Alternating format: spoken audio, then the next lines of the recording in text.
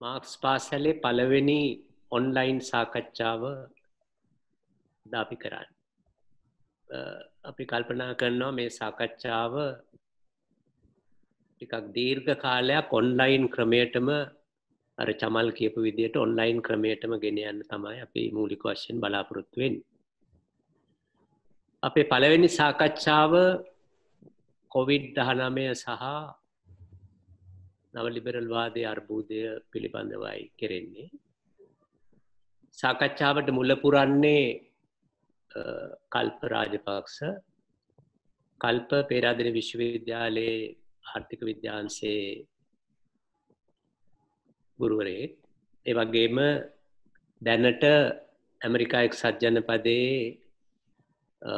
New School of Social Research සමාජ පර්යේෂණ පිළිබඳ නව පාසල කියන බොහොම සුප්‍රකට විශ්වවිද්‍යාලයක් කියන්නේ මාක්ස්වාදී ගුරුකුලයක් ශක්තිමත්ව පිහිටපු විශ්වවිද්‍යාලයේ දැනට ආචාර්ය උපාධිය සඳහා කටයුතු කරමින් හදාරමින් ඉන්නවා. එනිසා අපි වැඩි කාලය නොගෙන කල්පට බාර දෙමු සාකච්ඡාව ආරම්භ කරන්න. ටිකක් මුලින්ම කියන්නෝ කල්ප මිනිත්තු 45ක විතර කාලයක් තමන්ගේ මූලික ඉදිරිපත් කිරීම සඳහා ගැනීමට බලාපොරොත්තු වෙනවා. කල්ප කතා කරන විට අනිත් අය තමන්ගේ මයික් එක මියුට් කරගන්න. ඊට පස්සේ සාකච්ඡා වෙලාවේදී අපි සාකච්ඡාව මෙහෙවන හැටි ගැන අදහසක් ලබා ගමු. අනිත් එක තමන්ගේ ලයින් එක එච්චරම ශක්තිමත් නැත්නම් වීඩියෝ එකක් ඕන නම් මියුට් කරගන්නට පුළුවන්. හොඳයි. ඒ තමයි මූලික වශයෙන් කියන්න ඕන දේවල්. අපි පොඩි දැන ගැනීමට මේක රෙකෝඩ් කරනවද දන්නේ නේද? ඔව් රෙකෝඩ් කරනවා. රෙකෝඩින් දැන් රෙකෝඩ් වෙනවා. ඔයාට පෙනේ රෙකෝඩින් වෙන බව. alright. අපි එහෙමනම් මේ සාකච්ඡාව පටන් ගන්න. කල්පට කියමු මේක සාකච්ඡාව පටන් ගන්න. හරි. කල්ප රාජපක්ෂ. බොහොම ස්තුතියි මහාචාර්ය සුමනසිරි ලියනකේ සහ මේ මාක්ස් පාසලට මේ සාකච්ඡාවට මට ආරාධනා කිරීම සම්බන්ධයෙන්. දැන් මගේ මූලිකව මට මහාචාර්ය ලියනගේ කියද්දී මේ ගැන කතා කරන්න පුළුවන්ද කියලා මම විශේෂයෙන්ම නව ලිබරල් වාදය සම්බන්ධයෙන් මේක අපි මම කීපාර ලංකාවට ආවට පස්සෙත් යම් විදිහක පොඩි මැදිහත්වීමක් කරන්න පුළුවන් වුණා. වැඩ කරන පන්ති යම් කීප දෙනෙක් එකතු කරගෙන අපිට පොඩි සාකච්ඡාවක් කරන්න පුළුවන් වුණා. නමුත් මේකට ආරාධනා කරද්දී මට තිබුණු මූලික එක අභියෝගයක් තමයි මේ පවතින වාතාවරණය සම්බන්ධයෙන් මට තියෙන ඇත්තම අදහස මොකක්ද කියන එක නැවත වතාවක් හිතලා බලන එක. එනිසා මම තෝරාගත්ත මාතෘකාව තමයි කොවිඩ් සත්තාව තුළ ගෝලීය නව ලිබරල් අර්බුදයේ ගැඹුරු වීම සහ ඒකට කොහොමද මාක්ස්වාදී කියවීමක් අපිට යෝජනා කරන්න පුළුවන් කියන එක.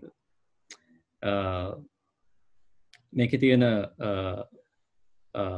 වචනවල තියෙන අර්ථය එහෙම නැත්නම් ඒකේ තියෙන දාර්ශනික හරය සම්බන්ධයෙන් අපිට පස්සේ කතා කරන්න පුළුවන් සාකච්ඡාව අතරමැදදී. නමුත් මම කියන්න ඕන මූලික දෙයක් තමයි දැන් මම ජීවත් වෙන්නේ ඇමරිකාවේ දැන් ටික කාලෙක ඉඳන්. ඒ නිසා මේ අර සිංහල භාෂාවේ තියෙන අර මේ ඕංකාරය කියන එක මගෙන් මේ ගිලිහිලා තියෙන්න පුළුවන්. සහ සමහර වචන ටෙක්නිකල් වචන පාවිච්චි කරද්දී සමහරවිට මට මේ සිංහල වචනය ටිකක් එකපාර නොවෙන්න පුළුවන්. ඒ නිසා සමහරවිට මම ඉංග්‍රීසි ටර්මිනොලොජි එකත් එක්ක යන්න ඉඩ තියෙනවා. ඒ නිසා ඒකට මට උදව් කරන්න මේ ඒක යම් විදිහක ඉස්සරහට අරගෙන යන්න. මම පටන් ගන්න මෙන්න මෙහෙම. අපි කොහොමද මේ මොහොත කියන එක තේරුම් ගන්න? ලංකාවේ ඉන්නවා මේ වේදිකා නාට්‍ය ශිල්පියෙක් තිලක් නන්දන හෙට්ටිආරච්චි කියලා. තිලක් නන්දන හෙට්ටිආරච්චි 2013 14 වගේ වේදිකා නාට්‍යයක් කරා. ඒකේ නම තමයි ගුටි කෑමට නියමිතයි. ඒ වේදිකා නාට්‍යයේ තිබුණේ මූලිකව තිබුණු ප්‍රස්තුතිය තමයි ඒකේ චරිත තුනක් තියෙනවා. ගුල්ලෙක්, දාඩිය බින්දුවක්, පීඩි කොටයක්. මේ තුන් දෙනා මේ චරිත තුන හිර වෙලා ඉන්නේ පිටිමෝලියක් ඇතුලේ. ඒ පිටිමෝලිය ඇතුලේ යම් වෙලාවක ඊස්ට් දාලා මේ පිටි හොඳට අනලා මේ පිපෙන වෙලාවේදී මේ මාක්ස්වාදී අර්ථයෙන් නම් නිෂ්පාදන ක්‍රියාවලියට පොඩි විවේකයක් හම්බ වෙනවා. ඒක සරල පොඩි తాවකාලික නිමේෂයක්. මේ తాවකාලික නිමේෂය ඇතුලේ තමයි මේ තුන් දෙනාට සංවාදයේ යෙදෙන අවස්ථාව ලැබෙන්නේ. ඒ කියන්නේ ගුල්ලට, දාඩිය බින්දුවට සහ බීඩි කොටේට. අපි ජීවත් වෙන්නේ මේ වගේ තත්ත්වයක. ඒ වගේ එහෙම කියන්නේ මේ මොහොත අපිට තියෙන తాවකාලික විවේකයක්.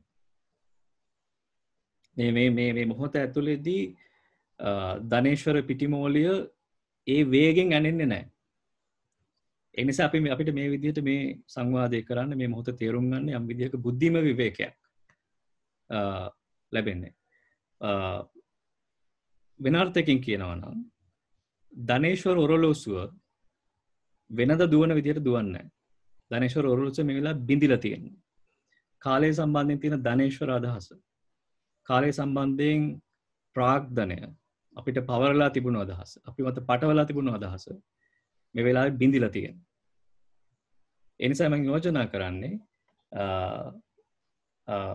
මේ වෙලාවේ තියෙන බුද්ධිමය සංවාද, මේ වෙලාවේ ඇති වෙන බුද්ධිමය සංවාද අපිට පුළුවන් ද ධනේශ්වර පිටිමෝලිය ඇත්තටම ඇනෙන වෙලාවට, එහෙම නැත්නම් ඇත්තටම සාමාන්‍ය වේගෙන් ධනේශ්වර ක්‍රියාවලිය, ධනේශ්වර ප්‍රාග්ධන සංකීර්ණ ක්‍රියාවලිය ඇත්තටම මේ වේගෙන් සිද්ධ වෙන වෙලාවට අපිට පුළුවන් මේක දිගුවක් කරගෙන යන්න. මෙතන වඩා වැදගත්ම කාරණය තමයි මේ සංවාදය ඇත්තටම ප්‍රාග්ධනයේ සංකේන්ද්‍රණය වෙන. එහෙම නැත්නම් අපි ප්‍රාග්ධනික ගැටෙන ජීවිත කාලයට අරගෙන යන්නේ. ඒ නිසා ඒක මගේ ආරම්භක සටහන විදියට මම යෝජනා කරන්න කැමතියි. 2014-15 වගේ මගේ ශිෂ්‍යයෙක් පොතක් ලිව්වා. ඒ පොතේ තිබ්බේ ටයිටල් එක Necessary Evil කියන එක. ශිෂ්‍යයාගේ නමත් මම කියන්නම්. එයාගේ නම ඉසුරු සමරනායක. ඒකේ එයා සාකච්ඡා කරේ විශේෂයෙන්ම දේශපාලන ආර්ථිකය සම්බන්ධයෙන් යම් විදිහක මාක්ස්වාදී ප්‍රවේශයක්, මාක්ස්වාදී විවේචනයක්. ඒකට කෙනෙක් ලියලා තිබුණා. මම ඒක නම පාවිච්චි කරන්නේ නැහැ. මෙතන අපි හැමෝම කෙනා දන්න නිසා. කෙනෙක් ලියලා තිබුණා ඒකට පසුසටහනක් සහ ඒකට එක ගැන සඳහනක්. ඒක එයා පාවිච්චි කරලා තිබු එක වචනයක් තමයි ඉසුරුගේ ප්‍රවේශය මාක්සිස්ට් ඩොග්මැටිසම් කියන එක. කියන්නේ මාක්ස්වාදය ඊටාම අදානග්‍රාහී විධික්‍රමයක් කියන එක. මම දන්නේ ඉසුරු අය ඒක පාවිච්චි කරේ කියලා. නමුත් ඒක මට ඒ කාලේ ප්‍රශ්නයක් තිබුණා. ඒක යා කියලා තිබුණේ මේ විධික්‍රමයේ පාවිච්චි කරොත් යථාර්ථය සමග මේ විධික්‍රමයේ කිසිම විදිහක ගැලපෙන්නේ නැහැ කියන අදහස. සරලව කියනවා. අපිට මේක සාකච්ඡා කරන්න පුළුවන්. මේක ඊටාම මේ න්‍යායාත්මක විවේචනයක්. ඒක පුද්ගලික විවේචනයක් නෙවෙයි. ඒක බහෙන් බාර ගන්න එපා. ඒ කියන්නේ එම්පිරිකල් කරුණු සමග යථාර්ථය සමග මාක්ස්වාදයේ තියෙන න්‍යායාත්මක හරය ගැලපෙන්නේ නැහැ කියන එක. මේක ඊටාම අභියෝගාත්මක කාරණයක්. එකෙන් එහු චෝදනා කළ තිබ්බේ යම් විදියක මාක්ස්වාදයේ යම් විදියක ලබ්ධීමය අදහසක්, ආගමික විශ්වාසයක්. ඒක මේ පවතින ධනේශ්වර යථාර්ථය, මේ පවතින විශේෂණ සියවසේ ධනවාදය තේරුම් ගැනීමේ කිසිම සමර්ථකමක් දක්වන්නේ නැහැ කියන එක තමයි ඔහුගේ විවේචන වෙලා තිබුණේ. නමුත් මම ඒක ඒ විවේචන අනිත් පැත්තට හරවන්න කැමතියි. මාක්ස්වාදයේ නෙවෙයි ලබ්ධීමේ අදහස, මාක්ස්වාදයේ නෙවෙයි අදානග්‍රාහී අදහස, නව සම්භාව්‍යවාදී ආර්ථික විද්‍යාව. ඒකට හේතුව තමයි 2008 මූල්‍ය අර්බුදය සම්බන්ධයෙන් මොකක්ද නව සම්භාව්‍යවාදී ආර්ථික විද්‍යාවට තියෙන විවේචනය? මොකක්ද නව සම්භාව්‍යවාදී ආර්ථික විද්‍යාවට 2008 අර්බුදය සම්බන්ධයෙන් තියෙන ඇත්තම ප්‍රවේශය? මොකක්ද ඒ සම්බන්ධයෙන් තියෙන ආපෝච්චාරණය? 2008 මූල්‍ය අර්බුදයෙන් පස්සේ බ්‍රිතාන්‍යයේ මහරජින හම්බෙන්න ගියා London School of Economics, London ආර්ථික විද්‍යාව පිළිබඳව ලන්ඩන් පාසලේ යම් ආර්ථික විද්‍යාඥ පිරිසක්. එහෙට ගිහිල්ලා මේ රජින ඇහුව මූලික ප්‍රශ්නය තමයි, ඔයාලා මේක එනවා දැක්කේ නැද්ද? මේ අර්බුදේ එනවා දැක්කේ නැද්ද කියන එක. මේකට ඒ කාටවත් ඒ වෙලාවේ උත්තරයක් දෙන්න බැරි වුණා. ඔවුන් මාස කිහිපයක් කරගෙන මේකට ලිව්වා වාර්තාවක්. ඒ වාර්තාවේ තිබුණ මූලික දේ තමයි මේ අර්බුදයට හේතුව, 2008 මූල්‍ය අර්බුදයට හේතුව සිස්ටමික් රිස්ක් කියන එක. නැත්නම් පද්ධතිය ඇතුලේ තියෙන රිස්ක් එකක්. එහෙනම් පද්ධතිය ඇතුලේ තියෙන අවදානමක් කියන එක. මේක පැහැදිලි විස්තර කරන්න පුළුවන් කෙනෙක් තේරුම් ගන්නවා නම් නව සම්භවවාදී ආර්ථික විද්‍යාඥයෝ ලෑස්ති නම් විවේචනය බාර ගන්න මාක්ස්ගේ contradictions ප්‍රාග්ධනය ඇතුලේ තියෙන ප්‍රතිවිරුද්ධතා ඇතුලේ මේක පැහැදිලිව විස්තර කරන්න පුළුවන්. අපිට ඒකට ඒක සාකච්ඡාවට පස්සේ යන්න පුළුවන්. නමුත් ප්‍රවේශයක් විදිහට මගේ මූලික අදහස් දෙක ඔන්න ඔය දෙක. කියන්නේ යම් විදිහක මේ මොහොත අපි කොහොමද තේරුම් ගන්නෙ? ධනේශ්වර ඔර්ලෝසුව කැඩුණු වෙලාවක. මේ මොහොත අපි කොහොමද තේරුම් ගන්නෙ සහ ඇයි මාක්ස්වාදය ඩොග්මැටික් අදහසක් නොවෙන්නේ? අදානග්‍රාහී අදහසක් නොවෙන්නේ කියන කාරණා දෙක. ඒක තමයි මගේ මේ සාකච්ඡාවට මූලික ප්‍රවේශය වෙන්නේ. මං කරුණු විශේෂයෙන්ම අරමුණු තුනක් සම්බන්ධයෙන් කතා කරන්න සූදානම් වෙලා තියෙන්නේ. මූලික දේ තමයි පළවෙනි අරමුණ තමයි මොකද්ද මං අදහස් කරන්නේ COVID-19 සත්තාව සහයකට මගේ මාක්ස්වාදී ප්‍රවේශය මොකක්ද කියන එක. දෙවෙනි තමයි නවලිබරල් වාදය කියන්නේ මොකක්ද?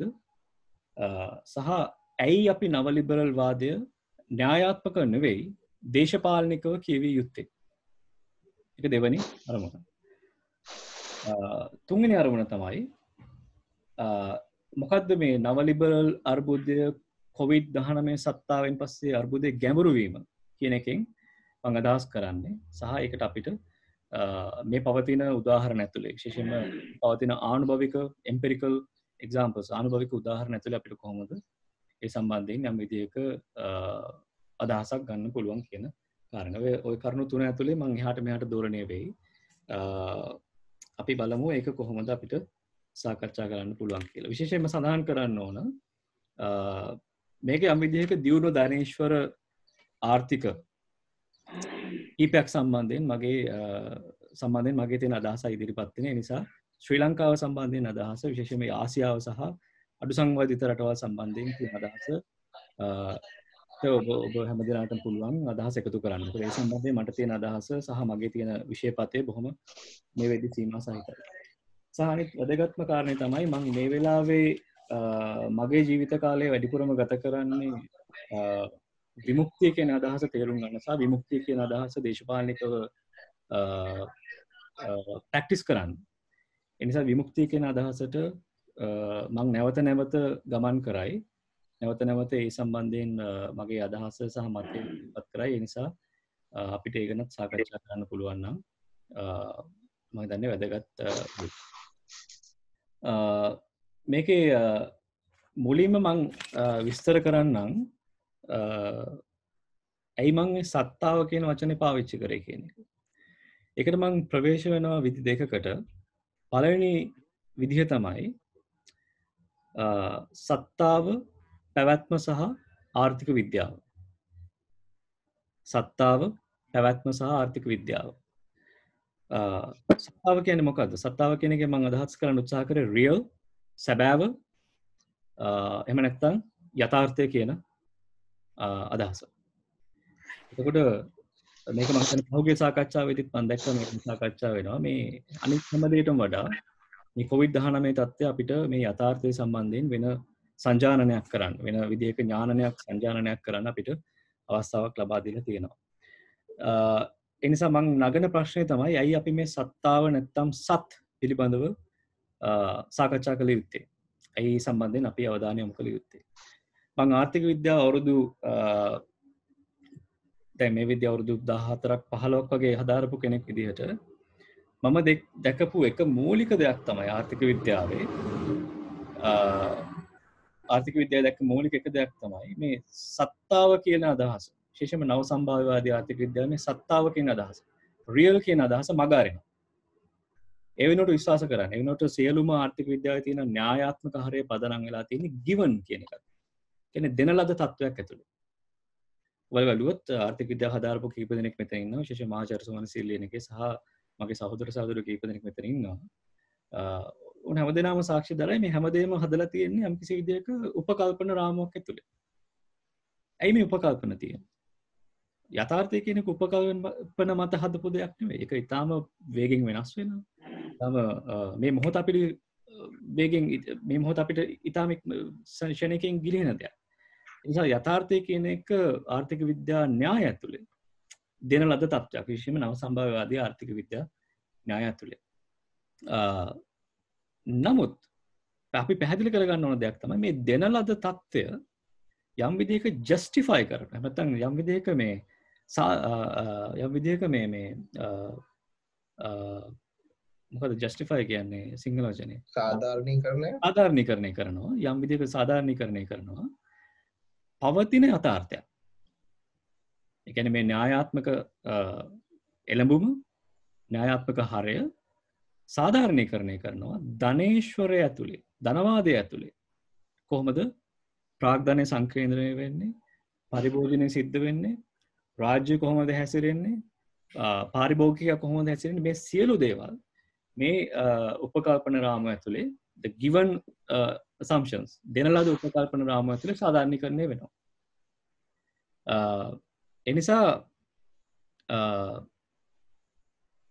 අර අපිට තියෙන පළල් අදහස් නිදහස ප්‍රජාතන්ත්‍රවාදය සමානාත්මතාව වගේ අදහස් වලට තියෙන මේ ආර්ථික විද්‍යාව තියෙන එළඹුම යම් විදිහක අපිට ප්‍රශ්න කරන්න පුළුවන් මේ දෙන ලද තත්ත්වයක් මත නේද මේ දේවල් උත්පාදනයක් අපිට ළඟා කරගන්න පුළුවන් කියන කාරණය ඇතුලේ. එනිසා මගේ මූලික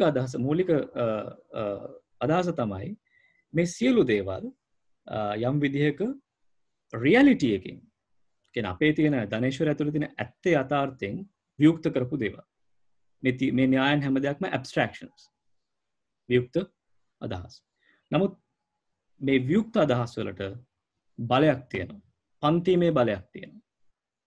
මේ වියුක්ත අදහස් වලට පුළුවන් ප්‍රාග්ධන සංකේන්ද්‍රණය නැත්නම් ආර්ථිකයේ තියෙන සියලුම ප්‍රතිපත්ති රාමුන් හසුරුවන්න. අපිට ඒක දිගට සාකච්ඡා කරන්න පුළුවන් ටික වෙලාවකින්. මගේ මූලික අදහස් දැක්වීම ඇතුලේ මේ ආර්ථික විද්‍යාව කොහොමද මේ සත් කියන කාරණෙන් බෙදෙන්නේ නැත්නම් ආර්ථික විද්‍යාව කොහොමද මේක වියුක්තකරණය කරලා ඒ ආර්ථික විද්‍යාවටම අදාළ යථාර්ථයක් නිර්මාණය කරගෙන තියෙන කොහොමද කියන කාරණය වැදගත් වෙනවා. ඒක මේ වෙද්දී ලෝකයේ ඇතුලේ සාකච්ඡා වෙන ප්‍රධාන මාතෘකාවක්. එනිසා ආර්ථික විද්‍යාව හදාරපු විද්‍යාර්ථියෙක්ගෙන් හතරවෙනි අවුරුද්ද වගේ විද්‍යාර්ථියෙක්ගෙන් මගේ අත්දැකීම තමයි ඇහුවොත් එහෙනම් මොකද්ද යථාර්ථය කියන එක සම්බන්ධ වගේ ප්‍රශ්නයක්. උන්ට ඒ සම්බන්ධයෙන් තියෙන දාර්ශනික එළඹුම ඉතාම සීමිත එකක්. ඒක මම හිතන්නේ විශ්වවිද්‍යාල ආචාර්යවරු වශයෙන් අපි හැමෝම යම් විදිහක මතන බරපතල විදිහට අවධානය යොමු කරන්න ඕන කාරණයක්. අපි මේ ෆිලොසොෆි කියන එක ශිෂ්‍යයාවන්ගේ දියුණු කරනවාද කියන එක. ඒ සම්බන්ධයෙන් අපිට තියෙන අපි මේ පරිකල්පනය සම්බන්ධයෙන් අපිට තියෙන වගවීම මොකක්ද කියන එක අදන අපි ප්‍රශ්න කළ යුතුයි. විශේෂයෙන්ම ආර්ථික විද්‍යාව වගේ සමාජීය විෂයක් ඇතුලේ ඒක අපි සිද්ධ කරනවාද කියන එක කාරණේ සම්බන්ධයෙන්. ඊළඟ දෙවෙනි එළඹුම තමයි මේ සත් කියන කාරණය, රියල් නැත්නම් සත්තාව කියන කාරණය කොහොමද මේ ප්‍රාග්ධනය කියන ආඛ්‍යානයට සම්බන්ධ කරන්නේ. මගේ මූලික තීසිස් එක තමයි ප්‍රාග්ධනය කියන එක රියල් නෙවෙයි. ප්‍රාග්ධනය කියන එක සත් කියන කාරණයට ප්‍රාග්ධනය කියන එක රියල් නෙවෙයි. capital is not real. එමනම් මොකද්ද රියල්? මාක්ස් කියනවා capital කියන එක අර්චනකාමී අදහසක්. fetishistic එහෙම නැත්නම් economic ප්‍රාග්ධනය කියන්නේ economic fetishism. ආර්ථික අර්චනකාමී. ඇයි මාක්ස් එහෙම කියන්නේ? අපි තේරුම් ගන්න උත්සාහ කරොත් ප්‍රාග්ධනය කියන එක දෙයක් විදියට as a thing මාක්ස් කියන එක සම්පූර්ණ වැරදි. ප්‍රාග්ධනය අපි තේරුම් ගත යුත්තේ සමාජ සම්බන්ධතාවක් විදියට as a social relationship. Marx මේක ප්‍රාග්ධනය දිගට ප්‍රාග්ධනය කියන කෘතිය දිගට සාකච්ඡා කරන කාරණයක්. අපිට ඒක දිගට සාකච්ඡා කරන්න පුළුවන් අපේ සාකච්ඡා වටේදී.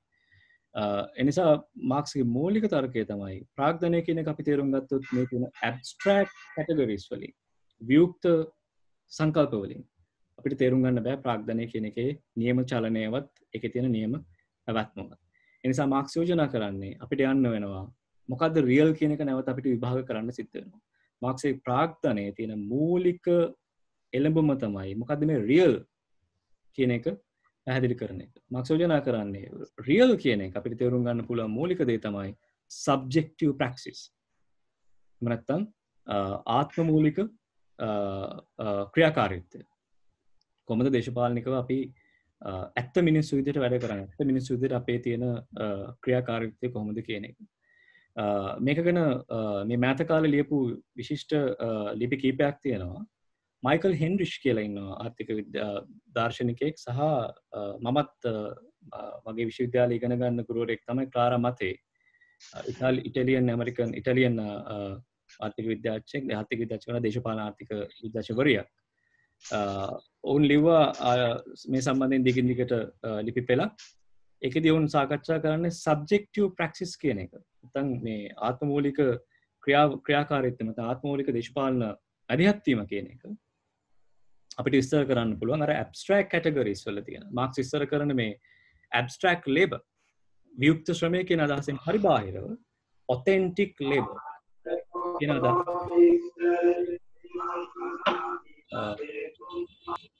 ඔතෙන්ටික් ලේබර් කියන අදහස ඇතුලේ. මොකද ඔතෙන්ටික් ලේබර් කියලා කියන්නේ? ඒ කියන්නේ ඇබ්ස්ට්‍රැක්ට් ලේබර් කියලා කියන්නේ යම් විදිහක මේ මාකට් එක විසින් වෙළඳපොළ ක්‍රමයේ විසින් ප්‍රාග්ධනයේ විසින් නිර්මාණය කරපු එක කැටගරි එකක්.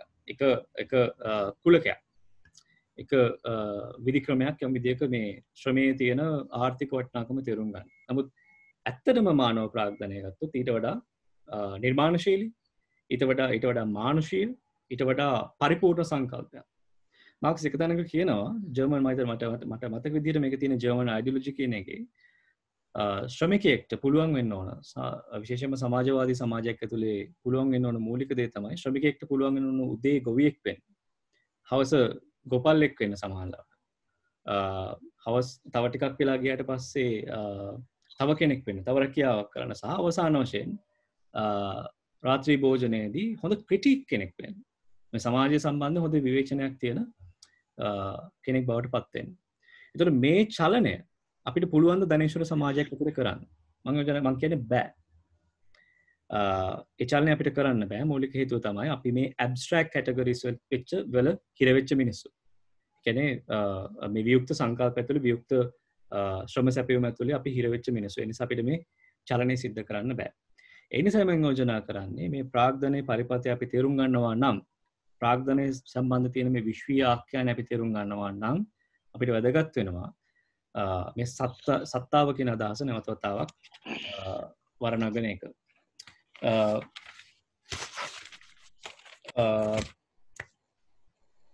මේක මම හිතන්නේ කී දෙනෙක් අහලා තියෙනවද කියන එක යම් විදිහක සැකයක්. මේ ඇමරිකාවේ තියෙනවා මේ එක විද්‍යාත්මක ගුරුකුලයක්. එයාලගේ නම තමයි ක්‍රයොනික්ස්. ක්‍රයොනික්ස් කියන ඒ විද්‍යාත්මක ගුරුකුලය කරන්නේ මේක වැදගත් පොයින්ට් එකක් මගේ සාකච්ඡාව තුළට යන්න. ඒ නිසා මම මේක මතු කරන්නේ. ක්‍රයොනික්ස්ලා කරන්නේ මිනිස්සු මැරුණාට පස්සේ ඔවුන්ගේ තියෙන ශරීරයේ තියෙන විශේෂම මොළය සහ සම්පූර්ණ ශරීරය සමහරලාවට මේ ප්‍රිසර්ව් කරන එක. ඒක ආරක්ෂා කරලා තියෙන එක. ඇයි මේ ආරක්ෂා කරලා තියන්නේ? ඔවුන් විශ්වාස කරනවා මේ අනාගතයේ සෞඛ්‍ය සේවාව නැත්නම් අනාගතයේ සෞඛ්‍ය සහ විද්‍යාව දියුණු වෙයි මිනිසුන් නොමැරී පවත්වා ගන්න. ඒ බලාපොරොත්තුෙන් තමයි මේ තමන්ගේ මොළේ හරි ශරීරයේ හරි මේ අය ප්‍රිසර්ව් කරලා තියෙන්නේ. මේක ඩොකියුමන්ටරිස් තියෙනවා YouTube එකේ බලන්න පුළුවන්. ක්‍රයොනික්ස් CRYONICS කියලා ගහුවොත් ක්‍රයොනික්ස් කියන ගහුවොත් මේකට තියෙන ඩොකියුමන්ටරිස් කීපයක්. ඒක ඇත්තටම සිද්ධ වෙන එක ප්‍රැක්ටිස් වෙන දෙයක්. ඒ ක්‍රයොනික්ස්ලා කරන්නේ මේක ප්‍රිසර්ව් කරන එක. ඔබලා Google කරලා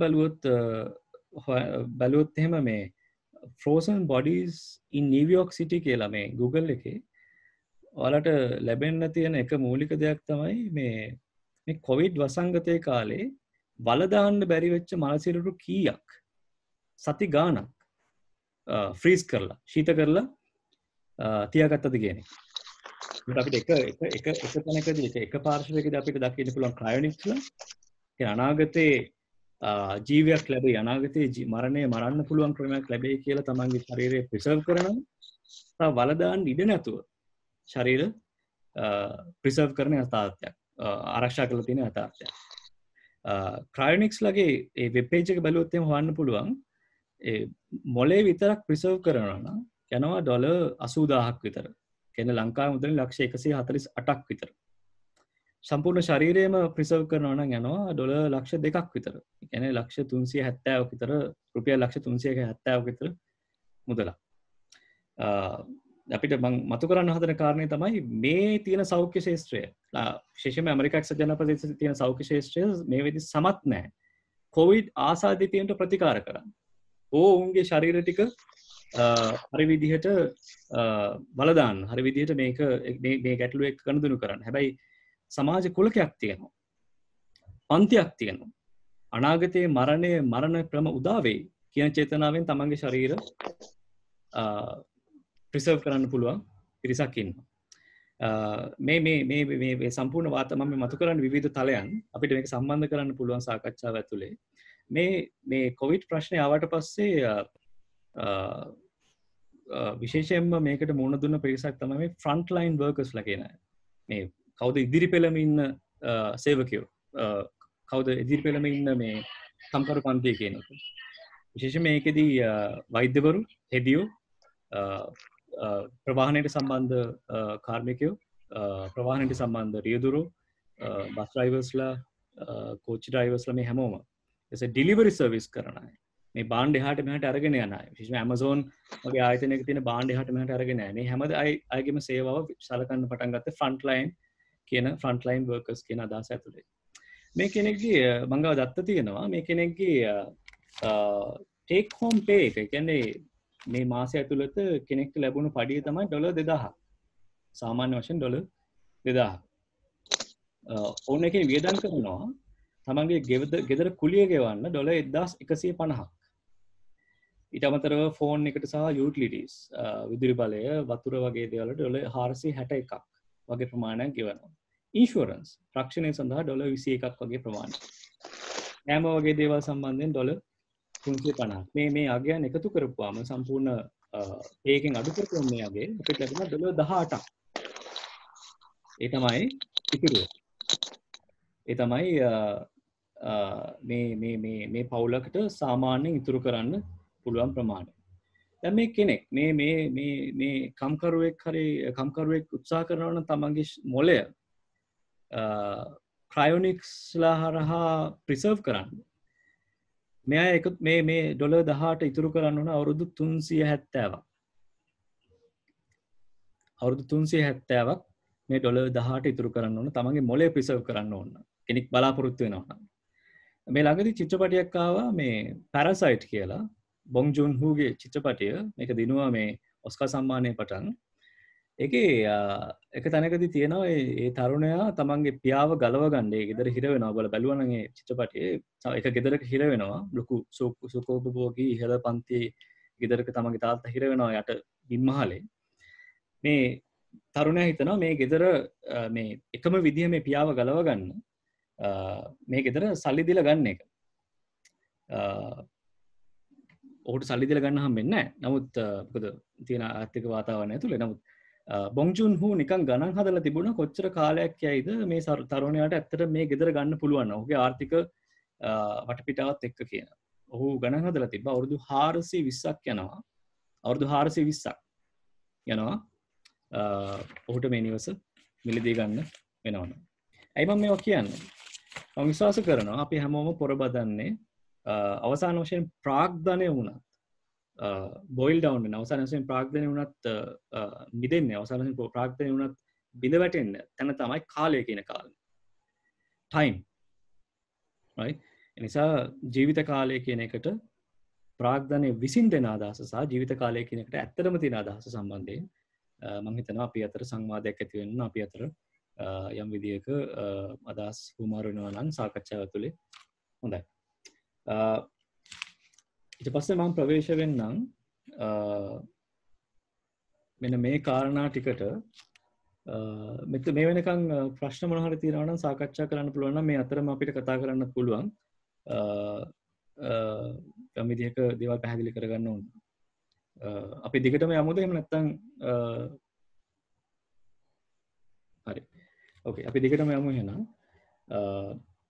දැන් මේක මට දෙන්න මම මගේ ස්ක්‍රීන් එක ෂෙයා කරන්නම්. මගේ කීපයක් තියෙනවා මේ පොඩි ප්‍රසන්ටේෂන් එකක්. ඊටාම පොඩි එකක්.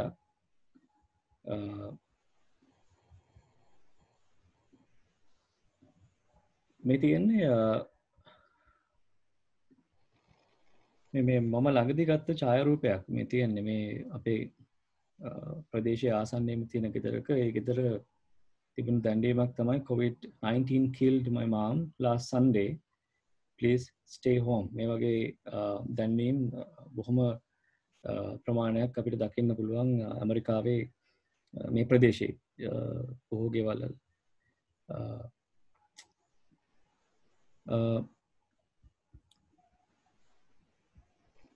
මේක මේ තියෙන්නේ මාක්ස් ලිව්වා on Feuerbach thesis කියලා ලියවිල්ලක් thesis on Feuerbach කියලා.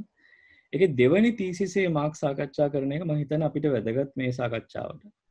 මොකද මම උත්සාහ කරන්නේ මේක මේ න්‍යායාත්මක තලයේ තියන්න නැතුව යම් විදියක මේ ප්‍රායෝගික තලයට අරගෙන එන්න සාකච්ඡාව. ඒ නිසා මේක purely scholastic එහෙම නැත්නම් මේක මේ අර පඬිතුමාණී විශේෂයෙන්ම මේ ශාස්ත්‍රීය අර්ථකථනයකට වඩා යම් විදිහක ප්‍රායෝගික අර්ථකථනයක් කියලා ගන්නවා නම් මම හිතන්නේ වඩා නිවැරදි. අපි ඒක සාකච්ඡා කරමු ඉස්සරහට එනකොට ඇයි මම මේක පාවිච්චි කරේ සහ ඇයි මම එහෙම කියන්නේ කියන එක. මේ කීප දෙනා මම පාවිච්චි කරනවා මගේ ප්‍රසන්ටේෂන් එකේ මගේ ඉදිරිපත් කිරීමේ මූලික න්‍යායාත්මක පසුබිම හදාගන්න. විශේෂයෙන්ම ඩේවිඩ් හාවි, අල්ෆ්‍රෙඩෝ සාද් ෆිල්හෝ සහ එලන් මේක්සින්ස් වුඩ්, අන්වර් ෂෙයික් සහ මයිකල් රොබර්ට්ස් කියන දේශපාලන මාක්ස්වාදී ආර්ථික විද්‍යාඥ මාක්ස්වාදී දාර්ශනිකයෝ. මට නම් පුද්ගලිකව මෙයාගේ අදහස් මම පාවිච්චි කරනවා මේ ඉස්සරහට අපිට මේ අදහස පැහැදිලි කරගන්න. මයිකල් රොබර්ට්ස් විශේෂයෙන්ම ලිව්වා ආටිකල්ස් කීපයක් තමයි මේ ප්‍රශ්නේ තේරුම් ගන්න කොවිඩ් සම්බන්ධයෙන්. ඔහු කියපු මූලික දෙයක් තමයි මේක මේ ස්වභාව ධර්මයේ විසින් ඇති කරපු ගැටලුවක් නෙවෙයි. මේක පැහැදිලිව ධනවාදයේ විසින් ඇති කරපු ගැටලුවක්. ඇයි එහෙම කියන්නේ? ධනවාදය තමයි බල කර සිටින්නේ මේ කාර්මික මස්කර්මාන්තය. නැත්නම් කාර්මික වශයෙන් නිෂ්පාදනය කරන විශේෂයෙන්ම කෘෂි කාර්මික සහ මාංශ ආශ්‍රිත කර්මාන්තය මේ මට්ටමින් ලෝකය හරහා දුවන්නත් ලාභ අරමුණු කරගෙන මස්කර්මාන්තය මේ විදිහට අරගෙන යන්න. දෙවෙනි කාරණය තමයි ඔහු කියනවා මේ ෆාමසූටිකල් රිසර්ච් කියන එක. නැත්නම් ඖෂධ සම්බන්ධයෙන් කරන රිසර්ච් බොහෝ විට වෛරස් සම්බන්ධයෙන් කරන රිසර්ච් සම්බන්ධයෙන් පරීක්ෂණ සම්බන්ධයෙන් ඉතාම මන්දගාමී. ඒවා වැඩිපුරම අවධානය යොමු කරන්නේ මේ ධනවාදයට සම්බන්ධ රෝග සම්බන්ධ විශේෂයෙන්ම අධිරුධිර පීඩනය, දියවැඩියාව, ඒ වගේ රෝග සම්බන්ධයෙන්. ඒ නිසා වඩා ලාභදායක ඖෂධ විකුණන එක සම්බන්ධයෙන් තමයි මේ රිසර්ච් බොහෝ විට ගණදනු කරන්නේ. ඒ නිසා ඔහු ඍජුව චෝදනා කරනවා මේ ෆාමසූටිකල්ස් නැත්නම් ඖෂධ නිෂ්පාදනය කරන ආයතන වලට මේ ඇතිතරම් ඇයි මේ රිසර්ච් සිද්ධ වුනේ නැති කියන කාරණේ. ඒ නිසා පැහැදිලිව අපිට පේනවා මේක පොලි ධනවාදයට විදි දෙකකින් සම්බන්ධයි. එකක් ඔරිජින් එක. මේ වෛරසයේ තියෙන කොහෙන්ද මේක පටන් ගත්තේ කියන එක. අනිත් කාරණේ තමයි මේකට තියෙන ප්‍රතිකර්මය. ඇත්තටම ඇයි දුර්ලභ එකක් වුණේ. මේ සම්බන්ධයෙන් තිබ්බ රිසර්ච් ඇත්තටම ඇයි අපිට ඉතාම දුර්ලභ එකක් වුණේ කියන එක සම්බන්ධයෙන්. ඩේවිඩ් හාවි මට යන්න පුළුවන් ස්ලයිඩ්ස් වලට මොකද ඒක මම හිතනවා වඩා පැහැදිලි වෙයි. ඩේවිඩ් හාවි නව ලිබරල් වාදය සම්බන්ධයෙන් දිගින් දිගටම මේ පරීක්ෂණ සහ කරපු දාර්ශනිකයෙක් සහ ඒ සම්බන්ධයෙන් පෙනී හිටපු මාක්ස්වාදී. ඔහු කියන මූලික දෙයක් තමයි මේ අපි තේරුම් ගත්තේ නැහැ නව ලිබරල් වාදයේ තියෙන න්‍යායාත්මක හරය ගැන අපි සාකච්ඡා කරාට ඇත්තටම අපි ඒකේ බොහෝ අය තේරුම් ගත්තේ නැහැ මේක ඇතුළේ තියෙන underlying social relations. නැත්නම් මේක ඇතුළේ තියෙන ඇත්තම සමාජ සම්බන්ධකම් මොනවද කියන්නේ. ඔහු කියන්නේ මේ සමාජ සම්බන්ධකම් පැහැදිලිව සම්බන්ධ වෙන්නේ අර top 1%. නැත්නම් උඩම ඉහළම ඉන්න 100%කේ තියෙන බලය පන්ති බලය සම්බන්ධයෙන් තියෙන උමනාවට. මේක දිගින් දිගට අපි සාකච්ඡා කරන්න පුළුවන්. මේක ගැන හාවි දිගින් දිගට ලියලා තියෙනවා. ඒ නිසා ඔහු කියනවා න්‍යාය සහ ප්‍රැක්ටිස් එක. න්‍යාය සහ ප්‍රායෝගිකව මේක හසුරවන විදිය සම්බන්ධයෙන් කිසිම ශුද්ධ අදහසක් නැහැ. කියන්නේ න්‍යාය කියන එක ඒ විදිහින්ම ප්‍රැක්ටිස් කරන වාතාවරණයක් නව ලිබරල් වාදය ඇතුළේ හොයාගන්න බෑ. ඒ වෙනුවට අපිට දකින්න පුළුවන් ඉතාම අවස්ථාවාදී විදියට නව ලිබරල් වාදයේ තියෙන මෙවලම් පාවිච්චි කරන එක ගනුදෙනු කරන එක. ඒක අපිට පැහැදිලිව පේනවා කොහොමද නව ලිබරල් වාදය විශේෂයෙන්ම ලංකාව වගේ රටක හැසිරෙන්න සහ අනිත් ඇමරිකාව වගේ ගෝලීය උතුරේ තියෙන රටක කොහොමද හැසිරෙන්නේ කියන එක ටිකක් අධ්‍යයනය කරලා බලමු. ඊට පස්සේ අපි කියොත් කොහොමද මේ ඇල්ෆ්‍රෙඩෝ සාඩ්ෆිල්හෝ මේ පවතින වාතාවරණය තුළ නව ලිබරල් පවතින කොවිඩ් වාතාවරණය තුළ නව ලිබරල් වාදය කියන එක දැක්කේ කියන එක සම්බන්ධයෙන් ඔව් කියනවා. මේක පැහැදිලි කරා අපිට මේ COVID-19 කියන යථාර්ථය අපිට පැහැදිලි කරා නව ලිබරල් වාදය කියන එක ඉතාලම මේ වේගයෙන් කිසිම අර්ථයක් නැති අදහසක් බවට පත් වෙන්න පුළුවන් කියන එක. ඒක කිසිම අර්ථයක් නැති කිසිම වැඩකට ගන්න බැරි ප්‍රතිපත්ති කට්ටලයක් බවට පත් වෙන එක දකින්න පුළුවන් කියලා. එහෙම කියන්නේ ඒකට හේතුව තමයි එක පැත්තකින් සම්පූර්ණ ආර්ථිකය නැහිටිනවා මේ වාතාවරණය ඇතුලේ. අනිත් පැත්තෙන් මේ නව ලිබරල් වාදයේ විසින් ගොඩනගලා නැහැ සමාජීය වාතාවරණය ආසාදනයට පත් වෙන හරියයි මේකෙන් මිය යන හරියයි සම්බන්ධයෙන් හරි මේකට ප්‍රතිකර්මයක් හරි යෝජනා කරන්න. ඒ නිසා දෙපැත්තකින් නව ලිබරල් වාදය අපිට දකින්න පුළුවන් මේක අසමත් වෙනවා. දිගින් දිගටම අසමත් වෙනවා. මේක අපිට දිගට සාකච්ඡා කරන්න පුළුවන්. සාකච්ඡා වටේදී මම ටිකක් ඉක්මනින් මේක යන්නම්. ඔහු කියනවා මොකද්ද සිද්ධ වුණේ මේක ඇතුලේදී Uber Rich ඉහළම ධනවත්ම අය මේ වෛරසය ආපු ගමන් කරේ තමන්ගේ යාත්ස් වලට පැනපු එක, තමන්ගේ තියෙන බෝට්ටු වලට පැනපු එක. අධිවේගී බෝට්ටු, අධිවේගී නැව්, අධිවේගී යාත්‍රා වලට පැනලා බොහොම සුරක්ෂිතව තමන්ගේ ජීවිතේ සලසගත්ත එක. ඊට පස්සේ තව සමහරු තමන්ගේ තියෙන දෙවෙනි ගෙවල් වලට, කියන්නේ ටිකක් අයිසොලේටඩ් හුදකලාව තියෙන ගෙවල් වලට මේ අය ඉක්මනින් යන්න පටන් ගත්තා. අනිත් අය මිඩල් ක්ලාස් අය සිද්ධ වුණා තමන්ගේ වැඩ කරන ගමන් ළමයින්ට ගනුදෙනු කරන ගමන් ගෙවල් වලට වෙලා කොහොමද මේ ඉස්සරහට ජීවිතේ ගැට ගහගන්නේ කියන එක සම්බන්ධයෙන් ගැටලුවකට යන. අනිත් අය විශේෂයෙන්ම වැඩ කරන පන්ති විශේෂයෙන්ම essential workers ලා කියන විශේෂයෙන්ම මේ අර මම කලින් කියපු අය බස් ඩ්‍රයිවර්ස්ලා, care workersලා, nurses, බඩු අදින අය, delivery service කරන අය, shopkeepersලා, සැනිටේෂන් ඔෆිසර්ස්ලා මේ හැමෝටම සිද්ධ වුණා තමන්ගේ ජීවිතේ පරදුවට තියලා මේ වාතාවරණය ඇතුලේ තමන්ගේ ජීවිතේ ගැට ගහ ගන්න. ඒ නිසා මේක මේ කොවිඩ් කියන එක පැහැදිලිව මේ වගේ වෛරස් වාතාවරණයක් අපිට පැහැදිලි කරනවා කොහොමද මේක පන්තිම වශයෙන් බලපෑම වෙනස් වෙන්න ඉදිරියට නියමිත කියන එක. අපි යමු ඉස්සරහට. මේක මම ස්කිප් කරන්නම්. මෙන්න මේ පොයින්ට් එක මම හිතනවා වැදගත් වෙයි කියලා. ඊට කලින් මට එක දෙයක් සඳහන් කරන්න දෙන්න. දැන් මම ඊයේ බලනකොට ට්‍රම්ප් බොහොම උජාරුවෙන් කියපු දෙයක් තමයි, ඩොනල්ඩ් ට්‍රම්ප් ඇමරිකන් ජනාධිපතිවරයා බොහොම උජාරුවෙන් කියපු දෙයක් තමයි දැන් මේ වෙද්දී ඇමරිකාවේ සේවා වියුක්තිය 13.3කට අඩු වෙලා 13.3කට අඩු වෙලා තියෙනවා කියන්නේ. මේක තිබ්බේ 15 මට්ටමේ. කියන්නේ මිලියන ලක්ෂ 30කට ආසන්න පිරිසකට මේ වෙද්දී රැකියාව විරහිත වෙලා තියෙනවා. දැන් මේක අඩු වෙලා තියෙනවා මිලියන ලක්ෂ 24කට 23කට 24කට වගේ ප්‍රමාණයක. දැන් මේක අපි බැලුවොත් එහෙම ආර්ථික ඉතිහාසය ඇතුලේ මේ දත්ත ටික අපිට නිරූපණය කරන්න පුළුවන්. විශේෂයෙන්ම සංසන්දනය කරොත් එහෙම මහා අවපාතත් එක්ක ග්‍රේට් ඩිප්‍රෙෂන් එකත් එක්ක මෙන්න මේ විදිහේ වාතාවරණයක් අපිට දකින්න පුළුවන්. ඒ තියෙන 1948 මම හිතනවා ස්ක්‍රීන් එක පේනවා කියලා හැමෝටම. 1948 මේක තිබ්බේ 9.8ක 9.7ක වගේ මට්ටමක. හරි. මේක 1980 මේ great stagflation කියන තැනට ආවට පස්සේ 1980 මේ recession කියන තැනට ආවට පස්සේ මේක යනවා 11.5ක මට්ටමකට. මේක මේ වෙද්දි COVID-19 යථාර්ථය ඇතුලේ ඇමරිකා එක්සත් ජනපදයේ සේවා වියුක්තිය 15 මට්ටමට වඩා වැඩි වෙනවා.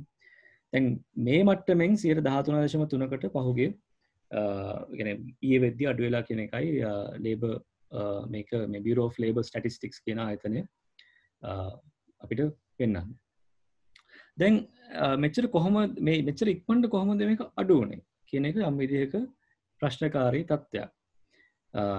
දැන් මේ අඩුවීම කියන එක ඇතුළට අපි ගියොත් ආයෙත් අපිට දකින්න පුළුවන් මේකේ තියෙන පන්තිමය තත්ත්වයක්.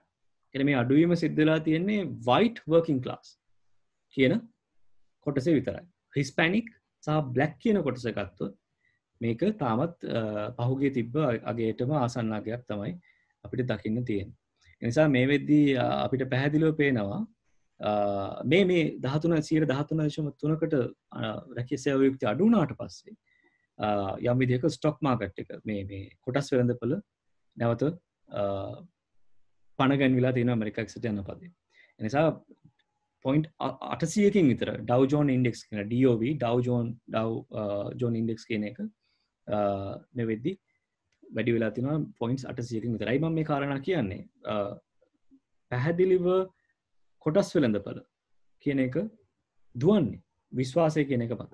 සමපේක්ෂණ චේතනාවට තියෙන විශ්වාසය කියන එක මත. ඒ නිසා මේ unemployment කියන එක නැත්නම් සේවා යුක්තිය කියන එක අඩුවීම අලුත් සමපේක්ෂණයක් ඇමරිකන් සමාජයට එකතු කරලා තියෙනවා. මේ සමපේක්ෂණ චේතනාව තමයි ඇමරිකන් ජනාධිපතිවරයා ප්‍රමුඛ කොන්සර්වේටිව් පක්ෂයට ඇති කරන්න ඕන කරලා තිබුණේ. ඔවුන් හැම විටම උත්සාහ කරේ ආර්ථිකය වහන්න නැතුව කවදාවත් ඔවුන් කතා කරේ නෑ ලොක්ඩවුන් එකක් සම්බන්ධයෙන්. ඔවුන් කතා කරේම සෝෂල් ඩිස්ටන්සින් කියන එක සම්බන්ධයෙන්. ඒක ඉතාම වැරදි අදහසක් අපිට සාකච්ඡා කරන්න පුළුවන්. මොකද මේ සෝෂල් ඩිස්ටන්සින් කියන එකේ තියෙන දාර්ශනික පරස්පරතාවය කියන එක ඔවුන් සාකච්ඡා කරේම සෝෂල් ඩිස්ටන්සින් කියන අදහස විතරයි. ලොක්ඩවුන් එකක් ගැන කවදාවත් සාකච්ඡා කරේ නැහැ. ඒකට හේතුව තමයි ඔවුන් විශ්වාස කරා ඉතාම වේගෙන් ඇමරිකන් ආර්ථිකය විවෘත කරන්න පුළුවන් සහ ඔවුන්ට තමන්ගේ ආර්ථික කටයුතු ඉදිරියට කරගෙන යන්න පුළුවන් කියන එක. අපි බැලුවොත් මොකද්ද මේ කොයි රැකියාවද මේක ඉතාම වේගෙන් වැඩි වෙලා තියෙන්නේ කියන එක අපිට පේනවා පැහැදිලිව. ඉතාම తాවකාලික රැකියාව සහ ඉතාම අඩු පැය ගණනක් වැඩ කරන්න පුළුවන් රැකියාව තමයි මේ පහුගිය කාලය ඇතුළත වැඩි වෙලා තියෙන්නේ. ඒ නිසා අපිට පැහැදිලිව පේනවා ඉදිරි කාලය ඉතාම වේගෙන් මේ reserved army of labor මේක මාක්ස්ගේ අදහසක්. reserved army of labor කියන එක පුළුල්ව පවතින කාලයක් වෙයි ඇමරිකන් සමාජය ඇතුලේ. ඒක බොහොම වේගෙන් පරිවර්තනය වෙයි. කොච්චර දුරට කම්කරු පන්තිය සූරාකන්න මේ ආණ්ඩුවට විශේෂයෙන්ම ඇමරිකන් ධනපතියන්ට පුළුවන් වේද කියන එක සම්බන්ධයෙන් මම ටිකක් ඉක්මනින් යන්නම්. දත්තගෙන අපිට ටිකක් පස්සේ කතා කරන්න පුළුවන් කියලා මම විශ්වාස කරනවා. මේක අපි ස්කිප් කරොත් එහෙම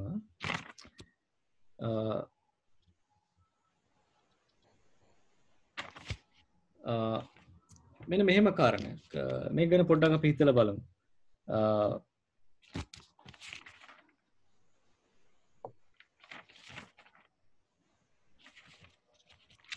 අපි යමු මෙන්න මේ කාරණයට. අරුන්දති රොයි ඉන්දියන් ලේඛිකාව අරුන්දති රොයි ලිව්වා මේ ලිපියක් COVID-19 ඇතුලේ ලෝකෙට සිද්ධ වුණේ මොකක්ද කියන එක ප්‍රස්තුත කරගෙන. ඇය ලියපු ලිපියේ පොඩි කොටසක් මම පරිවර්තනය කරා සිංහලට. ඒකේ අදහස් කරන්නේ වෙන්න මෙහෙම දෙයක්. කියනවා මෙන්න මෙහෙම. මේක දල සිංහල පරිවර්තනයක්. අප සියලු දෙනාට මේ සිදුවුණු දේ කුමක්ද? එය වෛරසයක්. ඔව්. ඒ විසින් කිසිදු ආකාරයක ආචාර ධර්ම පිළිබඳව සඳහනක් දරා නොසිටින නමුත් ඒ නීත වශයෙන්ම වෛරසයකට වඩා වැඩි යමක්. ඒ විසින් බලවතුන් දනින් වැට් වූ අතර අන් කවර දෙයකටත් වඩා සමස්ත ලෝකයේම එකවර නවතාලීමට සමත් වෙනවා. අපේ මනස මේ වන විට නොනවත්වා අතීතයටත් අනාගතයටත් දිවයයි. නැවත සාමාන්‍ය තත්ත්වයකට යාමට අපි පෙරම් පුරමු.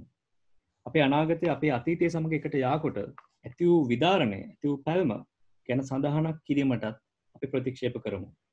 ඒ කෙසේ නමුත් මේ පැළුම එසේම පවතී. මේ පැළුම කියලා අදහස් කරන්නේ මේ කොවිඩ් කියන එකෙන් ඇතිවෙච්ච විදාරණය, පැළුම, සමාජ පැළුම. ඒ කෙසේ නමුත් මේ පැළුම එසේම පවතී. මේ සියලු කටුක සහ වේදනාකාරී තත්ත්වයන් අතරමැද වුවත් අපි වෙනුවෙන්ම නිර්මාණය කරගත් සර්ව විනාශකාරී යාන්ත්‍රණය ගැන නැවත සිතා බැලීමට අවස්ථාවක් ලබා දෙයි. සාමාන්‍ය තත්ත්වයට නැත්නම් සාමාන්‍ය ජීවිතයට නැවතත් ගමන් කිරීම කිසිදු දෙයකට වඩා නරක විනාශකාරී තත්ත්වයක්. ඓතිහාසිකව වසංගත මානව ශිෂ්ටාචාරයට බල කර ඇත්තේ තමන්ගේ අතීතයෙන් සම්පූර්ණයෙන්ම බිඳී වෙන් වී තමන්ගේ අනාගතය අලුතින් පරිකල්පනය කිරීමටයි. නැත්නම් ලෝකයේ පිළිබඳව වෙනස් ආකාරයෙන් පරිකල්පනය කිරීමටයි. මේ වසංගතය අනෙක් පාගෙන් වෙනස් නොවන්නේ ඒ නිසයි. එය ద్వාරයක්. එක් ලෝකයකින් තවත් ලෝකයක්, එක් ලෝකයක් සහ තවත් ලෝකයක් අතර ඇති දොරටුවක්.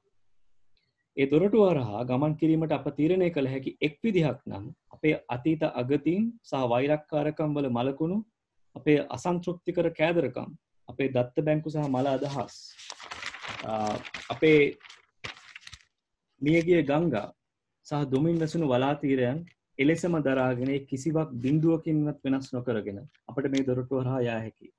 එසේත් නැත්නම් ඒ සියලු මලකුණු හා මල අදහස් අතහැර නව ලෝකයක් පරිකල්පනය කිරීමේ අභිප්‍රාය නැතුව සහ ඒ වෙනුවෙන් සටන් කිරීමේ අරමුණු ඇතිව අපිට මේ දොරටුව හරහා යා හැකියි. මම හිතන්නේ මේ අදහස අරුන්දති රොයි කියන මේ අදහස ඉතාම සමානයි මාක්ස්ගේ අදහස් එක්ක. විශේෂයෙන්ම මාක්ස් සඳහන් කරන ලෝකේ නිර්වචනය කිරීම සහ ලෝකය වෙනස් කිරීම කියන කාරණය සම්බන්ධයෙන් මේක ඉතාම සමගාමීව දිවෙන අදහස් දෙකක්. අපිට මොනවද මේකෙන් ඉගෙන ගන්න පුළුවන් පාඩම්? මේ කොවිඩ් තත්ත්වය ඇතුළේ අපිට ඉගෙන ගන්න පුළුවන් මොනවද පාඩම් කියන එක අපි ගියොත් අපිට පැහැදිලිව පේනවා මේ වසංගතය ස්වභාවික එකක් නෙවෙයි. මේක ඊටාම සමාජීය වශයෙන් දෙන ලද සමාජීය වශයෙන් නැති වෙන යථාර්ථය ඇතුළේ ඇති වෙන තත්ත්වය. විශේෂයෙන් මේක අපිට සම්බන්ධ කරන්න පුළුවන් කොච්චර දුරට මේක සම්බන්ධද ධනේශ්වර නිෂ්පාදන අර්ථ ක්‍රමයට කියන එක ඊටාම පැහැදිලි. ඒ වගේම අපිට පැහැදිලි වෙන එක කාරණයක් තමයි මේකට උත්තර දෙන්න නව ලිබරල් ධනේශ්වර ආර්ථික විද්‍යාවට නව ලිබරල් අර්ථ ක්‍රමයට තියෙන නොහැකියාව. ඒක ඊටාම පැහැදිලි. ඒ වගේම තව එක ලෙසන් එකක් තමයි එක පාඩමක් තමයි අපිට ඉගෙන ගන්න පුළුවන්. වෙළඳපොළ විසින් සියල්ල විසඳනවා කියන අදහස. නැත්නම් වෙළඳපොළ විසින් සියල්ල බෙදා හරිනවා, විසඳනවා, සියල්ල සන්තුෂ්ත කරනවා කියන අදහස කොච්චර මායාකාරී අදහසක්ද කියන එක. අර ඇඩම් ස්මිත් කිව්වා වගේ මේක මේ සියල්ල අදෘශ්‍යමාන හස්තයකින් විසඳෙන්නේ කියන අදහස කොච්චර දුරට වළංගු නැති අදහසක්ද, 21 වෙනි සියවසට ගැලපෙන්නේ නැති අදහසක්ද කියන එක අපිට පැහැදිලිව තේරුම් ගන්න පුළුවන්.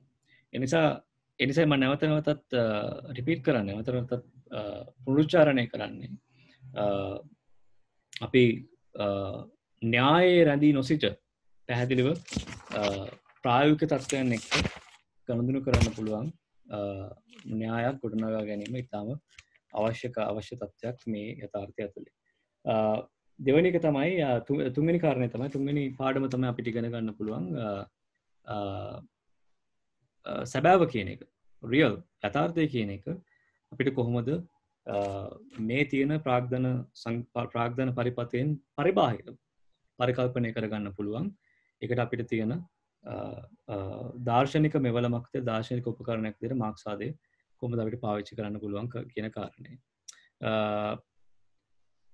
තව කීපයක් කාරණා තියෙනවා අපිට සාකච්ඡා කරන්න පුළුවන් මේ සාකච්ඡාව ඉදිරියට යනකොට. මේකයි මගේ මූලික අදහස් දැක්වීම. මේක ඇතුලේ පොඩි ලුහුතාවන් තියෙනවා මට තව මතු කරන්න පුළුවන් එක පස්සේ අපේ සාකච්ඡාව ඇතුලේ. මේක තමයි මගේ මූලික අදහස් දැක්වීම. අපිට යන්න පුළුවන් සාකච්ඡාවට මම හිතන්නේ. හොඳයි. අපි එහෙමනම් මුලින්ම පුළුවන් මේ සාකච්ඡාව ඇතුලේ ඉදිරිපත් වුණු කරුණු ගැන කිසියම් අවුලක් විසඳ ගන්න තියෙනවා නම් කෙටි ප්‍රශ්න මුලින්ම අහන්න පුළුවන්. ඊට පස්සේ අපිට පුළුවන් ඒකේ සංකල්පීය අදහස පිළිබඳව පවතින තමන්ගේ තියෙන එකඟතා නොඑකඟතා සාකච්ඡාවට ගන්න. හොඳයි. අපි එවන සාකච්ඡාව පටන් ගමු. තමන් සාකච්ඡාවට ඉදිරිපත් වෙන කෙනා විතරක් තමන්ගේ මයික්‍රොෆෝන් එක ඔන් කරගන්න, අනිත් අය මියුට් එකේ තියාගන්න. මම හිතන්නේ අතිස්සුවත් වගේ කියන්න පුළුවන් වෙයි, මට නම් කරන්න පුළුවන් වෙයි කවුද සාකච්ඡාවට එන්නේ.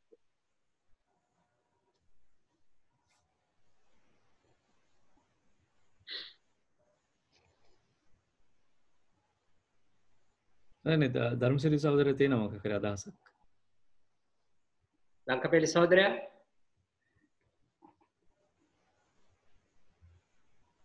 ලංකට තියෙනවද අදහසක්?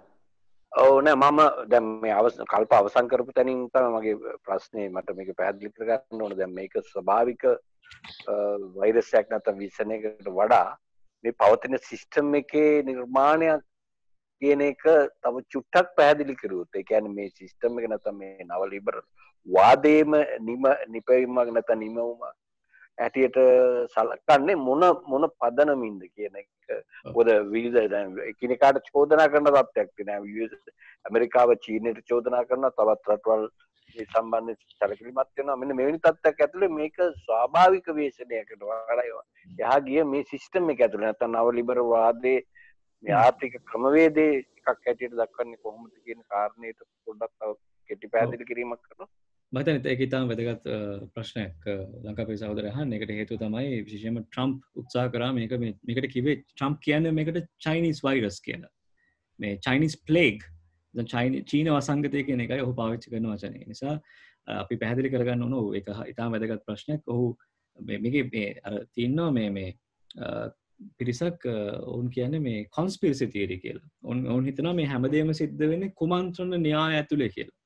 ඔවුන් හිතනවා මේක මේ කෙනෙක් හිතාමතා නිර්මාණය කරපු වෛරසයක්, හිතාමතා හදපු වෛරසයක්, ඒක අර ආර්ථික වශයෙන් ලෝකෙ අඩපණ කරන්න සහ නිශ්චිතව ඉලක්ක කරපු වෛරසයක් කියලා. මොකද ඒක වැරදි අදහසක් මට නම් තේරෙන විදිහට, සමන් විශ්වාස කරන විදිහට මං කිව්වේ මේක ස්වභාවික වෛරසයක් නෙවෙයි කියන එක මෙන්න මේ අර්ථයෙන්.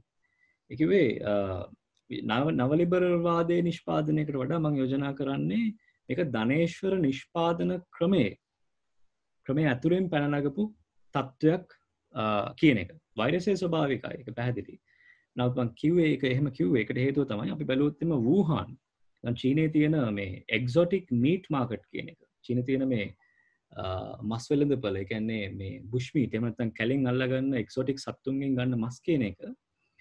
ඒකට ප්‍රවේශ දෙකක් තියෙනවා. එක කොටසක් කියනවා මේක මේ ඊටාම ලක්ෂරියස් කෑමක්. මේක මේ සුකෝපභෝගී එහෙම නැත්නම් සීමිත පිරිසක් පරිභෝජනය කරන කෑමක් කියන එක. දෙවෙනි ප්‍රවේශය තමයි මේක විස්තර කරන්න නෑ එහෙම නෙවෙයි සුළු පිරිසක් නෙවෙයි මේක පරිභෝජනය කරනවා දුප්පත් මිනිස්සු. ඇයි දුප්පත් මිනිස්සු මේක පරිභෝජනය කරන්නේ? ඔවුන්ට නිශ්චිත ඔවුන්ට හරි ආදායමක් නැහැ. අර බොහොම පිරිසිදු එහෙම නැත්නම් බොහොම හොඳින් තියෙන සෞඛ්‍ය සම්පන්න ආහාර පරිභෝජනය කරන. මේකනේ විවාදයක් තියෙනවා. ඒක පැහැදිලි. නමුත් මගේ ප්‍රවේශය වෙන්නේ මේ පරිභෝජන ක්‍රියාවලියට පිටිපස්සෙන් තියෙනවා ඒක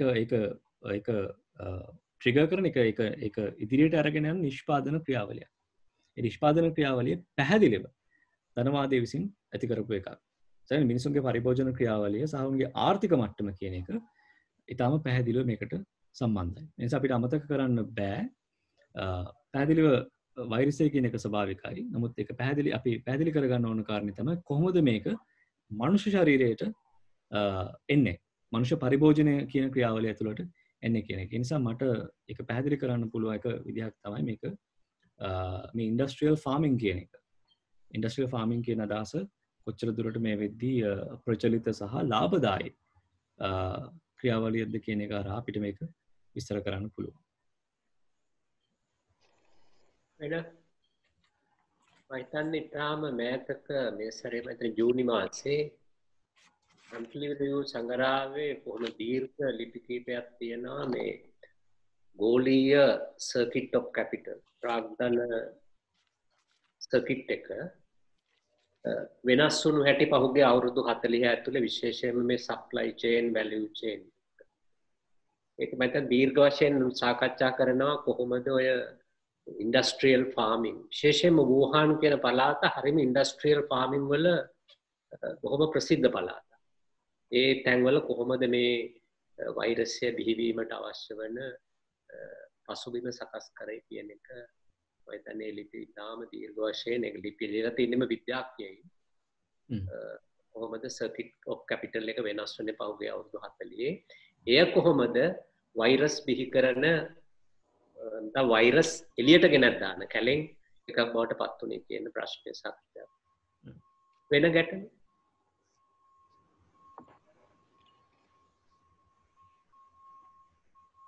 කල්ප නම කියන්නේ? හලෝ මම අමාලි කතා කරන්නේ. මට කල්පට බොහොම ස්තුතියි මේ අපිට මේ ප්‍රසන්ටේෂන් එක කරපු එක ගැන. මට අහන්න තියෙන්නේ දැන් ඔයාගේ ප්‍රසන්ටේෂන් එක පුරාවටම පැහැදිලි වුණා කොහොමද මේ COVID-19ත් එක්ක උග්‍ර වෙච්ච යථාර්ථය ධනවාදී ආර්ථිකයේ පැලීම් මොන විදිහටද එළියට දැම්මේ කියන එක. ඒ කියන්නේ ඇමරිකාව සහ අනිත් සංවර්ධිතයි කියන රටවල් වල නිර්වත වගේම ලංකාව ඉන්දියාව පවා සමාජයේ කොතරම් දුරකට බරපතල තත්ත්වයක ඉන්නවද කියන එක අපිට දැක්කා. එතකොට අපි බොහෝ දෙනෙක් COVID-19ත් එක්ක මේ ඇති වෙලා තියෙන යථාර්ථය දිහා බලන්නේ හරිම මේ ඛේදජනක අවස්ථාවක් විදිහට. ඒත් එක්කම අපි දකිනවා ධනපති පන්තිය තමන් අවශ්‍යතා එක විදිහට ඉෂ්ට කරගන්න අඩිතාලම පාවිච්චි කරමින් අඩිතාලම මේ මොකද්ද කියන්නේ? ඒක අඩිතාලමක් දමමින් සිටිනවා. ඔව්. එතකොට දැන් අපි දැන් පැලීම් එක දැන් මම කලින් කිව්වා වගේ එයාලා මේ අවස්ථාව එයාලගේ වැඩේ කරගන්න අඩිතාලමක් දමනවා වගේම අර මේ තියෙන පද්ධතියේ පිපිරීම් වැඩ කරන පන්තියේ ජනතාවට වැඩදායී වෙන විදිහට යොදා ගන්න අවස්ථා ඇති වෙනවද? මතන බොහොම ස්තුතියි ප්‍රශ්නයකට අමාලි සහෝදරිය. මම හිතන්නේ ඒක මේ මගේ ප්‍රසන්ටේෂන් එකත් මම සාකච්ඡා කරන්න බලාපොරොත්තු වෙච්ච මාතෘකාවක්. මම ඒක මතන අපි දිගින් දිගටම විශේෂයෙන්ම කම්කරු ව්‍යාපාරය සහ ලංකාවේ විමුක්තිකාමයේ සම්බන්ධයෙන් යම් විදිහක අදහසක් තියෙන හැමෝම මහන්සි වෙන්න ඕන ප්‍රශ්නේ මෙන්න මේක මම හිතන්නේ. අර අරුන්දති රෝයි කිව්වා වගේ මේ පැලුම් විදාරණයන් ප්‍රතික්ෂේප කරන්නේ නැතුව ඒවා අමතක කරන්නේ නැතුව සහ අතීතයට යන්නේ නැතුව අපිට මේ පැලුම් විදාරණයන් කොහොමද මේ රෝයි පරිස්සම් වෙන පාවිච්චි කරන වචනේ තමයි රප්චර් කියන එක. රප්චර් කියන එක මම හිතන්නේ ඊටාම ලෙෆ්ටිස්ට් අදහසක්. ඊටාම වාමාංශික අදහසක්. අපිට ඒක කරන්න පුළුවන්. මම හිතන්නේ අපි මොන දෙන්න වෙන ඊටාම ආසන්නයේ තියෙන අභියෝගය තමයි මේ රප්චර්ස් ධනේශ්වර පන්තිය විසින් වහන්න පුළුවන්. එක මූලික මම ගත්තොත් උදාහරණයක් දැන් මේ වෙද්දී මේ රප්චර්ස් මේ ඇතිවෙච්ච විදාරණයන් වහපු එක ක්‍රමයක් තමයි මේ ඇමරිකන් රජය ඕන් දුන්නා $1200ක දීමනාවක්. ඒක මේ කවදාවත් නැවත අය කරගන්නේ නැහැ. ඒක ආණ්ඩුවෙන් දීපු සහනාධාරයක් වගේ. $1200ක දීමනාව. 1200 දීමනාව හැම නිවසකටම ගියා. හැම පුද්ගලයෙක්ටම ඒක ලැබුණා. ඒ ලැබුණ චේතනාව තමයි ඔවුන්ගේ පරිභෝජනය ස්ථාවරව තියාගන්නේ. එහෙම නැත්නම් මේ අර අපේ ආර්ථික විද්‍යාව කියන ඇග්‍රිගේට් ඩිමාන්ඩ් එක මේ සමහර ඉල්ලුම ඒ විදිහට පවත්ව ගන්න එක. මේක මේ $1200 මේ නිවාස වලට යන මේ පුද්ගලයන්ට යනකොට අපි අනිත් පැත්තෙන් බැලුවොත් මේ ආණ්ඩුව කරපු එක දෙයක් තමයි ට්‍රම්ප්ගේ ආණ්ඩුව කරපු එක දෙයක් තමයි $3 ට්‍රිලියන 3ක් දුන්නා මේ රටේ තියෙන කෝපරේෂන්ස් වලට.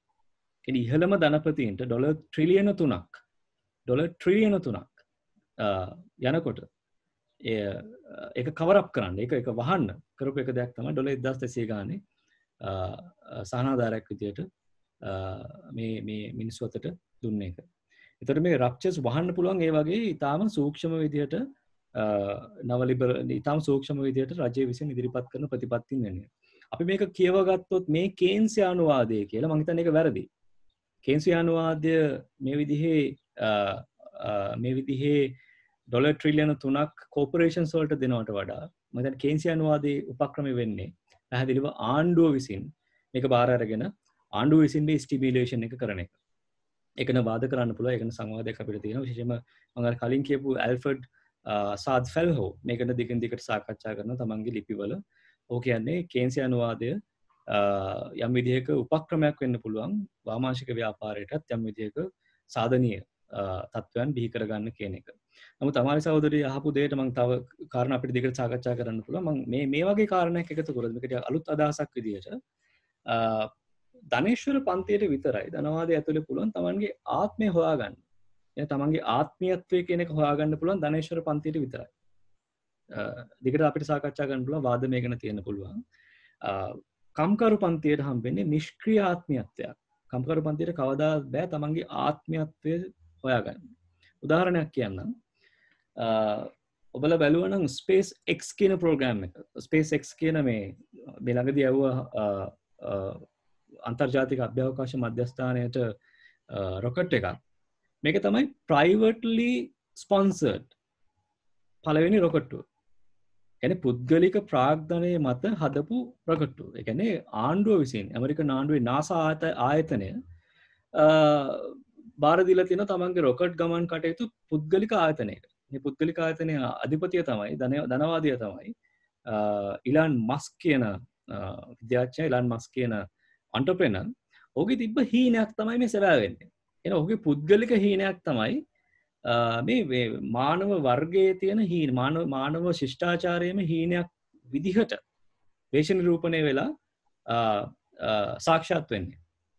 ඔහු මේ රොකට් එක යවන්න කලින් හඳට යවුවා හඳට නෙවෙයි අභ්‍යවකාශයට යවුවා තව එක දෙයක්. කවුරුහරි කාටරි මතකද මොකද්ද යවපු අභ්‍යවකාශයට යවපු දෙය කියලා? රොකට් එක චන්ද්‍රිකාවක් නෙවෙයි ඔහු යවුවේ පළවෙනි දේ විදිහට. කාටරි මතකද මොකක්ද යවුවේ කියලා? එයාගේ ටෙස්ලා කාර් එකක්. ටෙස්ලා කාර් එක යවුවේ. ඔහු අභ්‍යවකාශයට යවපු දේ තමයි ටෙස්ලා කාර් එක. ටෙස්ලා කියන්නේ ඔහුගේ නිෂ්පාදනය.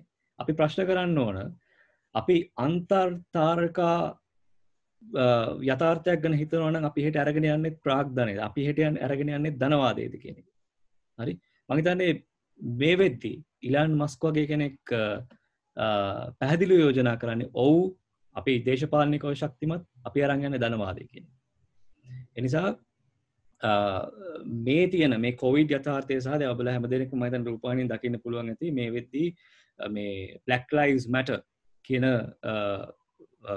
ව්‍යාපාරය ඉතාම තදබල විදිහට ඇමරිකාවේ ක්‍රියාත්මක වෙන කාලයක් මේ වගේ කොවිඩ් සහ මේ වගේ යථාර්ථයන් දෙකක් ඇතුලේ අපිට පැහැදිලිව පේනවා එක ධනවාදී තමන්ගේ අන්තර්තාරකා යථාර්ථය අන්තර්තාරකා සිහින සැබෑ කරගන්නවා මේ ප්‍රාග්ධන තර්කණය මත ඉඳලා මම මේක කියන්න හේතුවක් වුණේ මෙන්න මේ කාරණේට එන්න අපි සාක්ෂාත් කරගන්නේ මේ ආත්මීයත්වයේ අපි උදව් කරන්නේ සාක්ෂාත් කරගන්න මේ ධනවාදීන් තියෙන ආත්මීයත්වය. කම්කරු පන්තියට එහෙම ආත්මීයත්වය සාක්ෂාත් කරගන්න බෑ. ඒකයි මගේ මූලික තර්කය. කම්කරු පන්තියට මේක සාක්ෂාත් කරගන්න පුළුවන් නම් ඒකට යම් විදිහක බලයක් අර ආමලි සහෝදරය කිව්වා වගේ මේ විධාරණයන් ඇතුලේ අපිට මේක හොයන්න වෙනවා. ඒ සඳහා පන්තිමේ පෙළ ගැස්වීමක් කොහොමද කරන්න කියන එක මම හිතන්නේ දේශපාලන කාරණයකට ගමන් කරනවා. ඒකෙන් මහන්සි වෙන එක මම හිතන්නේ සටන් කරන එක අපි හැමෝගෙම මේකනේ අදහසක් තියෙන මිනිස්සු විදියට මම හිතන්නේ අපි හැමෝගෙම වගකීමක්. මට එක දෙයක් කියන්න දෙන්න මෙන්න මේකට සම්බන්ධ කරලා ඔබලා දකින්න ඇති මේ Black Lives Matter කියන එක මේ විදිහට එළියට එනකොට ඔවුන් කරන මූලික දෙයක් තමයි මේ කඩවල් වලට පැනලා මේවා ලූට් කරන එක. සම්පූර්ණ මේ කඩවල් වල තියෙන බඩු අරගෙන යන එක. විශේෂයෙන්ම ඔය high end brand කියන ඒවා. Gucci, Coach ඊට පස්සේ ඔය ඒ වගේ high end brands තියෙන හැම කඩයක්ම කඩලා ඒ වගේ තියෙන බඩු අරගෙන යන එක. මේකට බොහොම කම්පා වෙන ඇමරිකාවේ මිනිස්සු. ඇයි මෙහෙම මිනිස්සු කරන්නේ? ඇයි මේ මිනිස්සු මේ විදිහට හැසිරෙන්නේ? මේක නෙවෙයි මේ ප්‍රොටෙස්ට් කරන්නේ. මේක නෙවෙයි උද්ඝෝෂකයෝ හැසිරෙන්න ඕන විදිහ වගේ කාරණා බොහොමයක් කියනවා දකින්න පුළුවන්. අපි ඒකේ තියෙන ඒක පොඩ්ඩකට අමතක කරොත් මම මේ විදිහේ කාරණයක් මතු කරන්න කැමතියි. මම හිතන්නේ මේ ලූටර්ස්ලා හැමෝටම තමන්ගේ ආත්මීයත්වය සාක්ෂාත් කරගන්න පුළුවන් එකම විදිහ තමයි පරිභෝජනය. බාණ්ඩ. උන්ට පුළුවන් එකම විදිහ තමයි බඩු හොරකම් කිරීම. ඔබ බැලුවොත් එහෙම මේ බඩු හොරකම් කරන්නේ කළු මිනිස්සු විතරක් නෙවෙයි. සුදු වැඩ කරන පන්තියේ බොහෝ මිනිස්සු මෙතන ඉන්නවා. ඔවුන්ට තමන්ගේ ආත්මීයත්වය සාක්ෂාත් කරගන්න පුළුවන් එකම විදිහ තමයි පරිභෝජනය කියන කාරණය. ඒකයි මම කලින් කිව්වේ අපි සම්බන්ධ කරොත් අපි මාක්ස් කිව්වා වගේ අපි සම්බන්ධ කරොත් මේ පරිභෝජනය කියන අදහස ඉතාම ෆෙටිෂිස්ටික් ඉතාම අර්චනකාමී අදහසක් කියන එකට අපිට පැහැදිලිව පේනවා කම්කරු පන්තිය තවදුරටත් ඇයි දුප්පත් මිනිස්සු ඇයි තවදුරටත් මේ බාණ්ඩ මතම යැපෙන්න වෙන වාතාවරණයක් ඇති වෙන්නේ. අර ඒක කලින් කියපු කාරණා අමාරි සහෝදරි කලින් කියපු කාරණාට ආයෙ මම සම්බන්ධ කරොත් අපිට පැහැදිලිව පේනවා මේ ඇඩ්වාන්ස් ඉන්ඩස්ට්‍රියල් කන්ට්‍රීස් එහෙම නැත්නම් අතිශය කාර්මීකරණය වෙච්ච මේ වගේ දියුණු ධනේශ්වර රටවල් මේ අර්බුදය ඇතුළෙත් මේකට මුහුණ දුන්නේ නීඩ්ෆුල් අවශ්‍යතා අරමුණු කරගත්ත තත්ත්වයක නෙවෙයි. ඒවට කිසිම උත්තරයක් තිබුණේ නැහැ මේ රජයට, මේ ආණ්ඩුවට, මේ ආර්ථිකයට. මේ ආණ්ඩුවට තිබ්බේ එක්ස්චේන්ජ් මොනවද හුවමාරු කරන්න පුළුවන් කියන එක සම්බන්ධයෙන් අදහසක් සහ ඒකට ගැලපෙන ව්‍යුහයක් විතරයි. නැත්නම් නීඩ් වලට ගැලපෙන ව්‍යුහයක්, අවශ්‍යතාව වලට ගැලපෙන ව්‍යුහයක් මේ ආර්ථිකයට තිබ්බේ නැහැ. ඒක පැහැදිලිව කියන්න ඕන කාරණයක්. එනිසා මම හිතන්නේ වැදගත් ප්‍රශ්නයක් අපි හැමෝම මහන්සි වෙන්න ඕන සටන් කරන්න ඕන ප්‍රශ්නයක් තමයි මේ විධාරණයන් කොහොමද දේශපාලන ව්‍යාපෘතියක් තියාට අරගෙන යන්නේ කියන එක. ටිකක් මම දිගට ගියා. නමුත් මම හිතන්නේ ඒක මූලික කාරණයක් මට මතු කරන්න ඕන මේ සාකච්ඡාව ඇතුළේ. ඔයා ආත්මීයත්වය කියලා පාවිච්චි කරන වචනේ මොකද්ද? සබ්ජෙක්ටිවිටි කියන එක? සබ්ජෙක්ටිවිටි. හරි ස්තුතියි. වෙන ප්‍රශ්න? ජමල්? ඔබේ මම අහන්න කැමති ඇත්තටම මේ දැන් ඇත්තටම මේ ඇති වෙලා තියෙන තත්ත්වය පිළිබඳව ඔහුගේ එක පැත්තකට මේ ප්‍රොඩක්ටිවිටි වලින් එන ගැටලුව ගැන. නමුත් ප්‍රොඩක්ටිවිටි වලින් එහා පැත්තට ගියා ලෝකයේ අද ඇති වෙලා තියෙන තත්ත්වයෙන් ගැන පැත්තක් තව පැත්තක් වෙනවා. ඒක තමයි මේ සබහාදහමට වෙලා තියෙන විනාශය පිළිබඳ. ඒක ගැන ඔහු දකින පැත්ත තමයි. කියන්නේ ඒක ගත්තොත් අලුත් පැත්තක් තිබෙනවා. දැන් අලුතෙන්ම ඇවිල්ලා තියෙනවා මතයක් ලෝකෙට මේ සබහාදහම විනාශය කරපු එක තුල තමයි මේ COVID-19 ඇති වෙන්නේ. ඒ කියන්නේ මේ අයිස්ත කුට්ටි දිය වෙලා යාම ඇතුලේ ඉර වෙලා තියුණ මේ විස බීජයක් තමයි මේ අවිත තියෙන්නේ. ඒක කියනවා. එක පැත්තකින් මේ පිච් එකක් ඇතුළේ වුණත් මේ තියෙන වෛරස් එකට මාස 3ක් 6ක් විතර කාලයක් ජීවත් වෙන්න. ඊළඟ අනිත් පැත්තෙන් මේක හොඳට සීතලට ඔරොත්තු දෙන වෛරස් එකක්. අනිත් පැත්තෙන් මේ COVID-19 වුහාන් වල ඉන්න හම්බෙන්න කෙනාට කලින් ප්‍රාන්සල මේ කෙනෙක් හම්බුණා කියන කාරණා. දැන් මේවා උඩින් ඒගොල්ලෝ තර්කයක් මතු කරන්න උත්සාහ කරනවා මේ සබහාදහමේ ඇති වෙලා තියෙන වෙනස්කම පිළිබඳව. ඒ වගේම සබහාදහම දැන් මේ ඇති වෙලා තියෙන තත්ත්වය දැන් පහුගිය කාලේ මේ අවුරුදු 200 ඇතුලේ මුළු ලෝකෙම එක්කව කරලා නගර තමයි හැදුවේ. නගර කියන්නේ කොන්ක්‍රීට් වනාන්තර හැදුවා. අර අපිට තියුණ ස්වභාවික වනාන්තර කපලා නගර කියන කොන්ක්‍රීට් වනාන්තර හැදුවා. මේ කොන්ක්‍රීට් වනාන්තර වල තමයි අද COVID-19 ඉතා විශාල වේගයෙන් පැතිරෙන්නේ. ඒතර මෙන්න මෙහිම චේන්ජ් එකක්. දැන් ලෝකයේ ඇතුලේ ඇති වෙලා තියෙන වෙනස්කම ඇතුලේ සබහාදහමට එරෙහි අනිත් පැත්තෙන් මතු කරන කාරණා දැන් මිනිස්සයා මේ සමාජයෙන් විකලිත කරලා තියෙන ආහාර වල දැන් මේ ඔයාගේ පාරිභෝජන රටාව සම්පූර්ණයෙන්ම වෙනස් කරලා තියෙන මිනිස්සෙක් එකක් විකෘති ආහාර රටාව අනිත් එක ජානමය ආහාර රටාව අනිත් පැත්තෙන් මේ මිනිස්සුන්ට ප්‍රතිශක්තිකරණය නැති ආහාර රටාව එකට මිනිස්සු උර කරලා ඒක නිසා මිනිස්සුන්ගේ ප්‍රතිශක්තිකරණය සම්පූර්ණයෙන්ම අයින් කරලා තියෙනවා. ඒතකොට මේ වගේ ක්‍රියාවලියක් මතින් තමයි මේක පිළිවෙන්නේ. ඒතකොට දැන් ඒගොල්ලෝ කියන එක කාරණා ප්‍රතිශක්තිකරණය හැදුන දවසකට මිනිස්සයා වෙනකම් අපිට මේ ලෝකේ අරගෙන යන්න වෙනවා කියන කාරණාවට ඇවිල්ලානේ දැන් ලෝකේ අරින්න පටන් අරගෙන තියෙනවා. ඒතකොට මේ වගේ ඉතාම භයංකර පැත්තක් තිබෙනවා. මේගොල්ලන්ට විසඳුමකුත් නැහැ. අනිත් පැත්තෙන් ඒ රටේ දැන් එනකොට මට පේන විදිය තමයි තාම සියුම්ව ඒගොල්ලෝ මරණයට ඉස්සරහට යන්න දෙමින් පවතිනවා. මම හිතන්නේ මේ පැත්ත මතු කරේ මේ පැත්තත් අවධාරණය කරගන්න අවශ්‍ය නිසා කියලා මම කියන්නේ. ඔව් ඒතම මේ වැදගත් දෙයක් මතන ડોક્ટર මාලකට තියෙනවා මොනවාට ප්‍රශ්නයක්? කල්පහෙනවත් ආචාර්ය මාලක ඇහෙනවද සර්? ඔව් ආචාර්ය මාලක කතා කරනවා. කල්ප මට ප්‍රශ්න දෙකක් තියෙනවා. එකක් තමයි මේ ඇත්තට මට එකක් මම ස්තුතිවන්ත වෙනවා මේ ප්‍රොෆෙසර් මයික් එක සුමනසිරි කියන එකට. මං ඇත්තටම මේ ස්තුතිවන්ත වෙනවා සුමනසිරි ලියනගේටත් කල්පටත් මේ වගේ අවස්ථාවක් මේ සකස් කිරීම පිළිබඳව. මගේ ප්‍රශ්නයක් තමයි මේ මම මේක ගැන පොඩි කිසියම් ආකාරයක විමර්ශනයක් කරනකොට මට දේශපාලන ආර්ථික විද්‍යාව ගැන තරම් දැනුමක් නොතිබුණා. මම බැලුවා මේ සෝෂියල් කැපිටල් කියන්නේ කැපිටල් වලින් වෙනස් විදියට.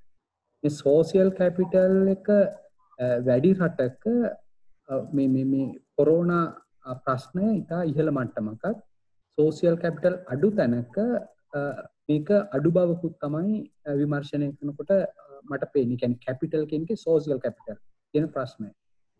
අනිත් කාරණය තමයි මම මේ අපිට දැන් පහුගිය කාලේ අපි අධ්‍යයනය බලනකොට අපිට පේනවා නැවතත් අර කල්පර ඉස්සලා කියපු ආකාරයට දැන් ප්‍රොෆෙසර් සුමනසිරිත් මේක හැම වෙලෙම මේ ඉදිරිපත් කරනවා මේ ප්‍රාග්ධනය කියන කියන්නේ ආදායම් අපි හිතන්නේ මේ ලෝකයේ තියෙන ආදායම් අපි මේ වෙනකොට සමහර අය මේ බෙදා ගැනීමක් කරනවා.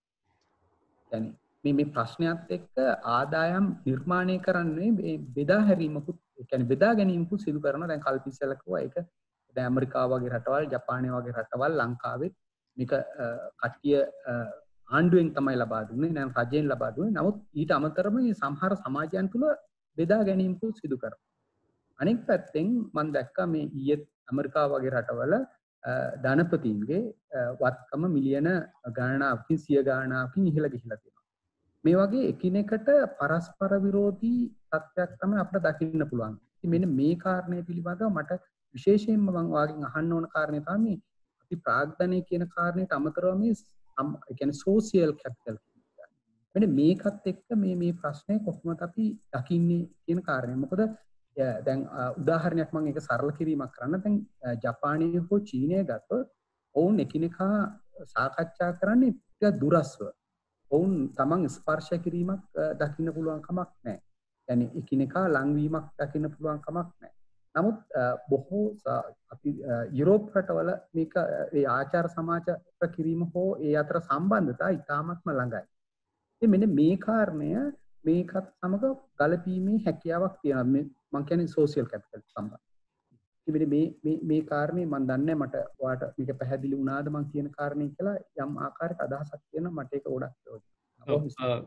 බොහොම ස්තුතියි ප්‍රශ්න දෙකටම මං මුලින් අදහස් දක්වන්නම් චාමිල් සහෝදරයාගේ ප්‍රශ්නෙත් එක්ක ඊළඟට මං එන්නම් මේ ප්‍රශ්නෙට.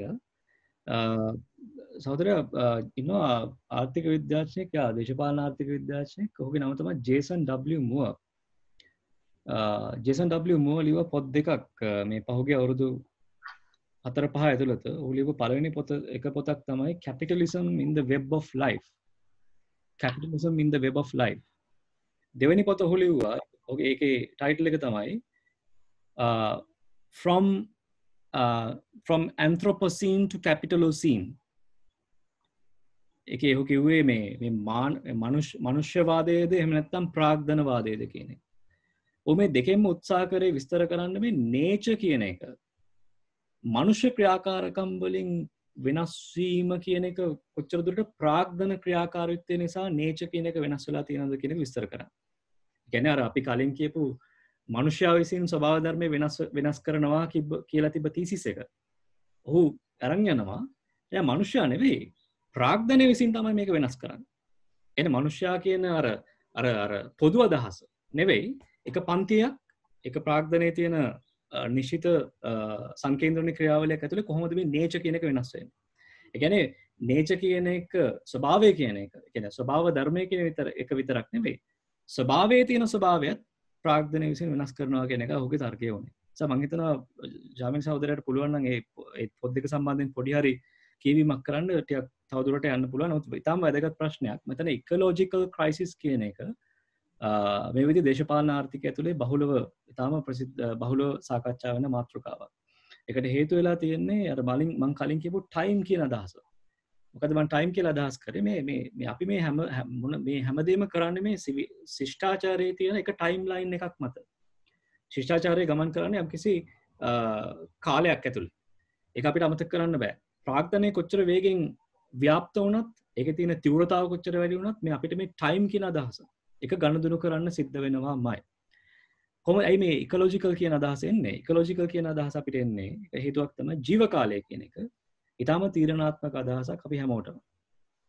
ඒ නිසා අපිට පැහැදිලිව පේන පහුගිය අවුරුදු 40 ඇතුලේ විශේෂයෙන්ම පහුගිය අවුරුදු 40 ඇතුලේ අපි මේ තියෙන ප්‍රාග්ධන සංකේන්ද්‍රණ ක්‍රියාවලිය සහ කාර්බනීකරණය මේක නැවත නැවත කියවිච්ච කාරණා. කාර්බනීකරණය කියන එක පැහැදිලිව වෙනස් කරලා තියෙනවා මේ ඉකොලොජි එකේ තියෙන නේචර් එක. මේක කොහොමද හැසිරෙන්නේ කියන එක පැහැදිලිව වෙනස් කරලා තියෙනවා. මට ගැඹුරු විද්‍යාත්මක අවබෝධයක් නැහැ අර ශමී සහෝදරයා කිව්වා වගේ මේ කොහොමද මේ විෂ බීජ සහ වෛරස් කියන ඒවා කොහොමද මේ ක්‍රියාවලියත් එක්ක එළියට එන්නේ කියන එක සම්බන්ධයෙන්. නමුත් අපිට පැහැදිලිව පේනවා ඉදිරියටත් මේ ක්‍රියාවලිය මේ විදිහට ඉස්සරහට ගියොත් අපි නිශ්චිත වශයෙන්ම මුහුණ දෙන ගැටලු කීපයක් තියෙනවා. විශේෂයෙන්ම සාගර ජල මට්ටම ඉහළ යන එක, අපේ තියෙන වායුගෝලයේ තියෙන විෂ වායු ප්‍රමාණය වැඩි වෙන එක, අපිට තියෙන ආශ්වාස ප්‍රාශ්වාස කරන්න තියෙන අයිතිය. දැන් මම සිනමාත්මක උදාහරණයක් ගත්තොත් අර එක ෆිල්ම් එකක් තියෙනවා The Quiet Place කියලා. ඒකේ තිබුණේ මේ කවුරුත් සද්ද කරන්නේ නැහැ. සද්ද කරොත් එහෙම යම් කිසි කෙනෙක් සද්දයක් කරොත් එහෙම එළියේ ඉන්න එක මුර්ගෙක් ඇවිල්ලා දැහ ගන්නවා. හැබැයි මම ඉන්නේ නිව්යෝර්ක් නගරේ අපි පහුගිය මාස දෙක ඇතුළත ඇත්තටම හිටියේ ඒ වගේ තත්ත්වයක. එහෙනම් අපි ආශ්වාස ප්‍රාශ්වාස කරන්න බයයි. දැන් මේ තැනට මේ නේචර් කියන එකපත් වෙලා තියෙනවා. ඒ නිසා මොන හේතුව මතද මේකපත් උනේ? අර ඒ වගේ අපි එළියට ගියොත් එහෙම ආශ්වාස ප්‍රාශ්වාස කරොත් එළිය සතෙක් ඉන්නවා ඒ සතා අපිව දැහැගයි කියන අදහසයි අපේ ඇතුළේ තියෙන. ඒ කියන්නේ පැවැත්ම සම්බන්ධයෙන් තියෙන ලොකු ගැටලුවක් අරුබුදයක්. ඒක මම හිතන්නේ වෙන කවදාටත් වඩා අපි ඉදිරියේ සම්මුඛ වෙන්න නියමිතයි. දැන් ඊළඟ ප්‍රශ්නෙට ගියොත් සෝෂල් කැපිටල් කියන එක ඩොක්ටර් මාලක අහපු ප්‍රශ්නය. දැන් සෝෂල් කැපිටල් කියන එක මම හිතන්නේ ටිකක් එක විදිහක අපි අර්ථකථනය කරගත්තොත් මම හිතනවා අපිට එළඹෙන්න පුළුවන් මේ මොකද්ද මේකෙන් අදහස් කරන්නේ. දැන් මම පුද්ගලිකව හිතන්නේ සෝෂල් කැපිටල් කියන එක ටිකක් ව්‍යාජ අදහසක් කියලා. පුද්ගලිකව මගේ ඇත්තම අදහස තමයි ඒක ටිකක් ව්‍යාජ අදහසක්. ඒකට හේතුව තමයි මම දකින විදිහට හැම ප්‍රාග්ධනයක්ම සෝෂල්. හැම ප්‍රාග්ධනයක්ම නැවතවතාවක් සම්බන්ධ වෙන්නේ ප්‍රාග්ධනය කියන පොදු අදහසට. ඒ නිසා සෝෂල් කැපිටල් කියන එක පහුගිය මම හිතන්නේ පහුගිය අවුරුදු 10 20 ඇතුළත මේ ආර්ථික විද්‍යාව හොයාගත්ත අදහසක්. හොයාගත්ත වචනයක්. මට පැහැදිලි ඩොක්ටර් මාලක කියපු කාරණේ ඒක ඔහු විස්තර කරන්න උත්සාහ කරන්නේ අර අපේ අතර තියෙන මේ සමීපස්ත බව සහ අපි ගනුදෙනු කරන විදිහ කියන එක කොච්චර දුරට මේක ඇතුළේ තීරණාත්මක කාරණයක් වෙයිද කියන එක. දැන් විශේෂයෙන්ම ලංකාවේ සෝෂල් කැපිටල් කියන එක අර්ථකථනය කර අත්තම් ක්‍රමය වගේ එකක්. ඒ කියන්නේ කොහොමද මේ සමාජයේ ඉන්න මිනිස්සු ප්‍රාග්ධන සම්බන්ධතාවය ඇතුළේ නෙවෙයි වෙන විදිහකට සමාජීය වශයෙන් සංස්කෘතිකමය වශයෙන් ශ්‍රමය සපයන්නේ නැත්නම් අර ලේබර් ප්‍රොසෙස් එක ඇතුළට එකතු වෙන්නේ කියන එක විස්තර කරන්න. ඒකදී ඔය පාවිච්චි කරපු ක්ලාසික් එක්සැම්පල් එක තමයි මට මතකයි සෝෂියොලොජි කරද්දී ඒකේ කියපු සෝෂියොලොජි කියන සමාජ විද්‍යාව හදාරද්දී ගෙනාපු එක අදහසක් තමයි අත්තම් ක්‍රමය වගේ එකක් සමාජ ප්‍රාග්ධනය නිර්මාණය කරපු එක මූලික ක්‍රමයක් කියන එක.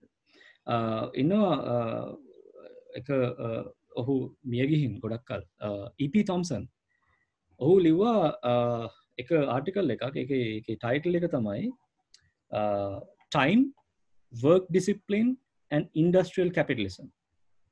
Time, Work Discipline and Industrial Capitalism. ඔහු ඒකේ සාකච්ඡා කරේ කොහොමද මේ work discipline කියන එක ප්‍රාග්ධනය කියන අදහසත් එහෙනම් ප්‍රාග්ධනය කියන එක සංකේන්ද්‍රණය කරන්නේ සහ යුරෝපයේ විශේෂයෙන්ම 1600 තරම් වල ඉඳන් කොහොමද මේ work discipline කියන එක නිර්මාණය වුණේ කියන එක. ඒ work discipline කියන එකට ඔහු සම්බන්ධ කරන එක කාරණයක් තමයි සංස්කෘතික කාරණය.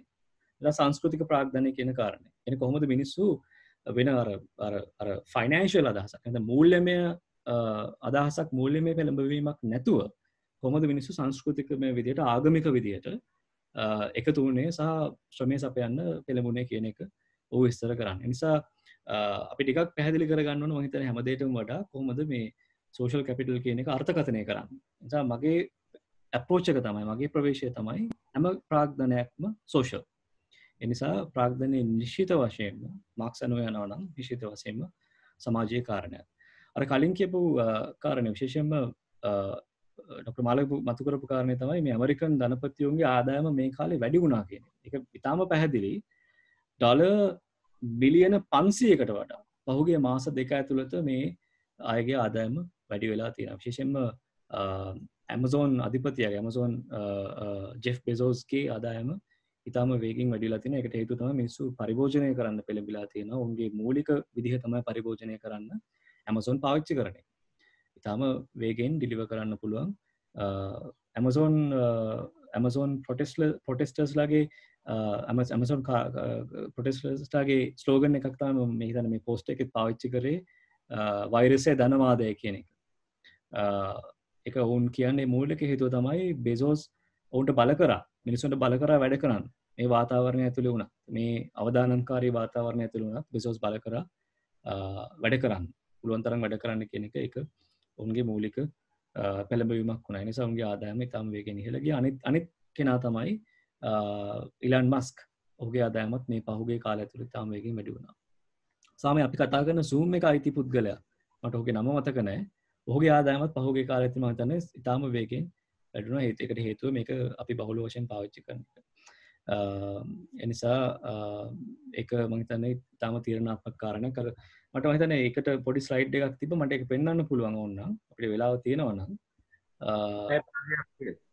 මට ඒක පෙන්වන්න පුළුවන් ඉතාම වේගෙන්. මම හිතන්නේ මාලක ડોક્ટર මාලක මතු කරපු නිසා ඒක මම හිතන්නේ වැදගත් වෙනවා.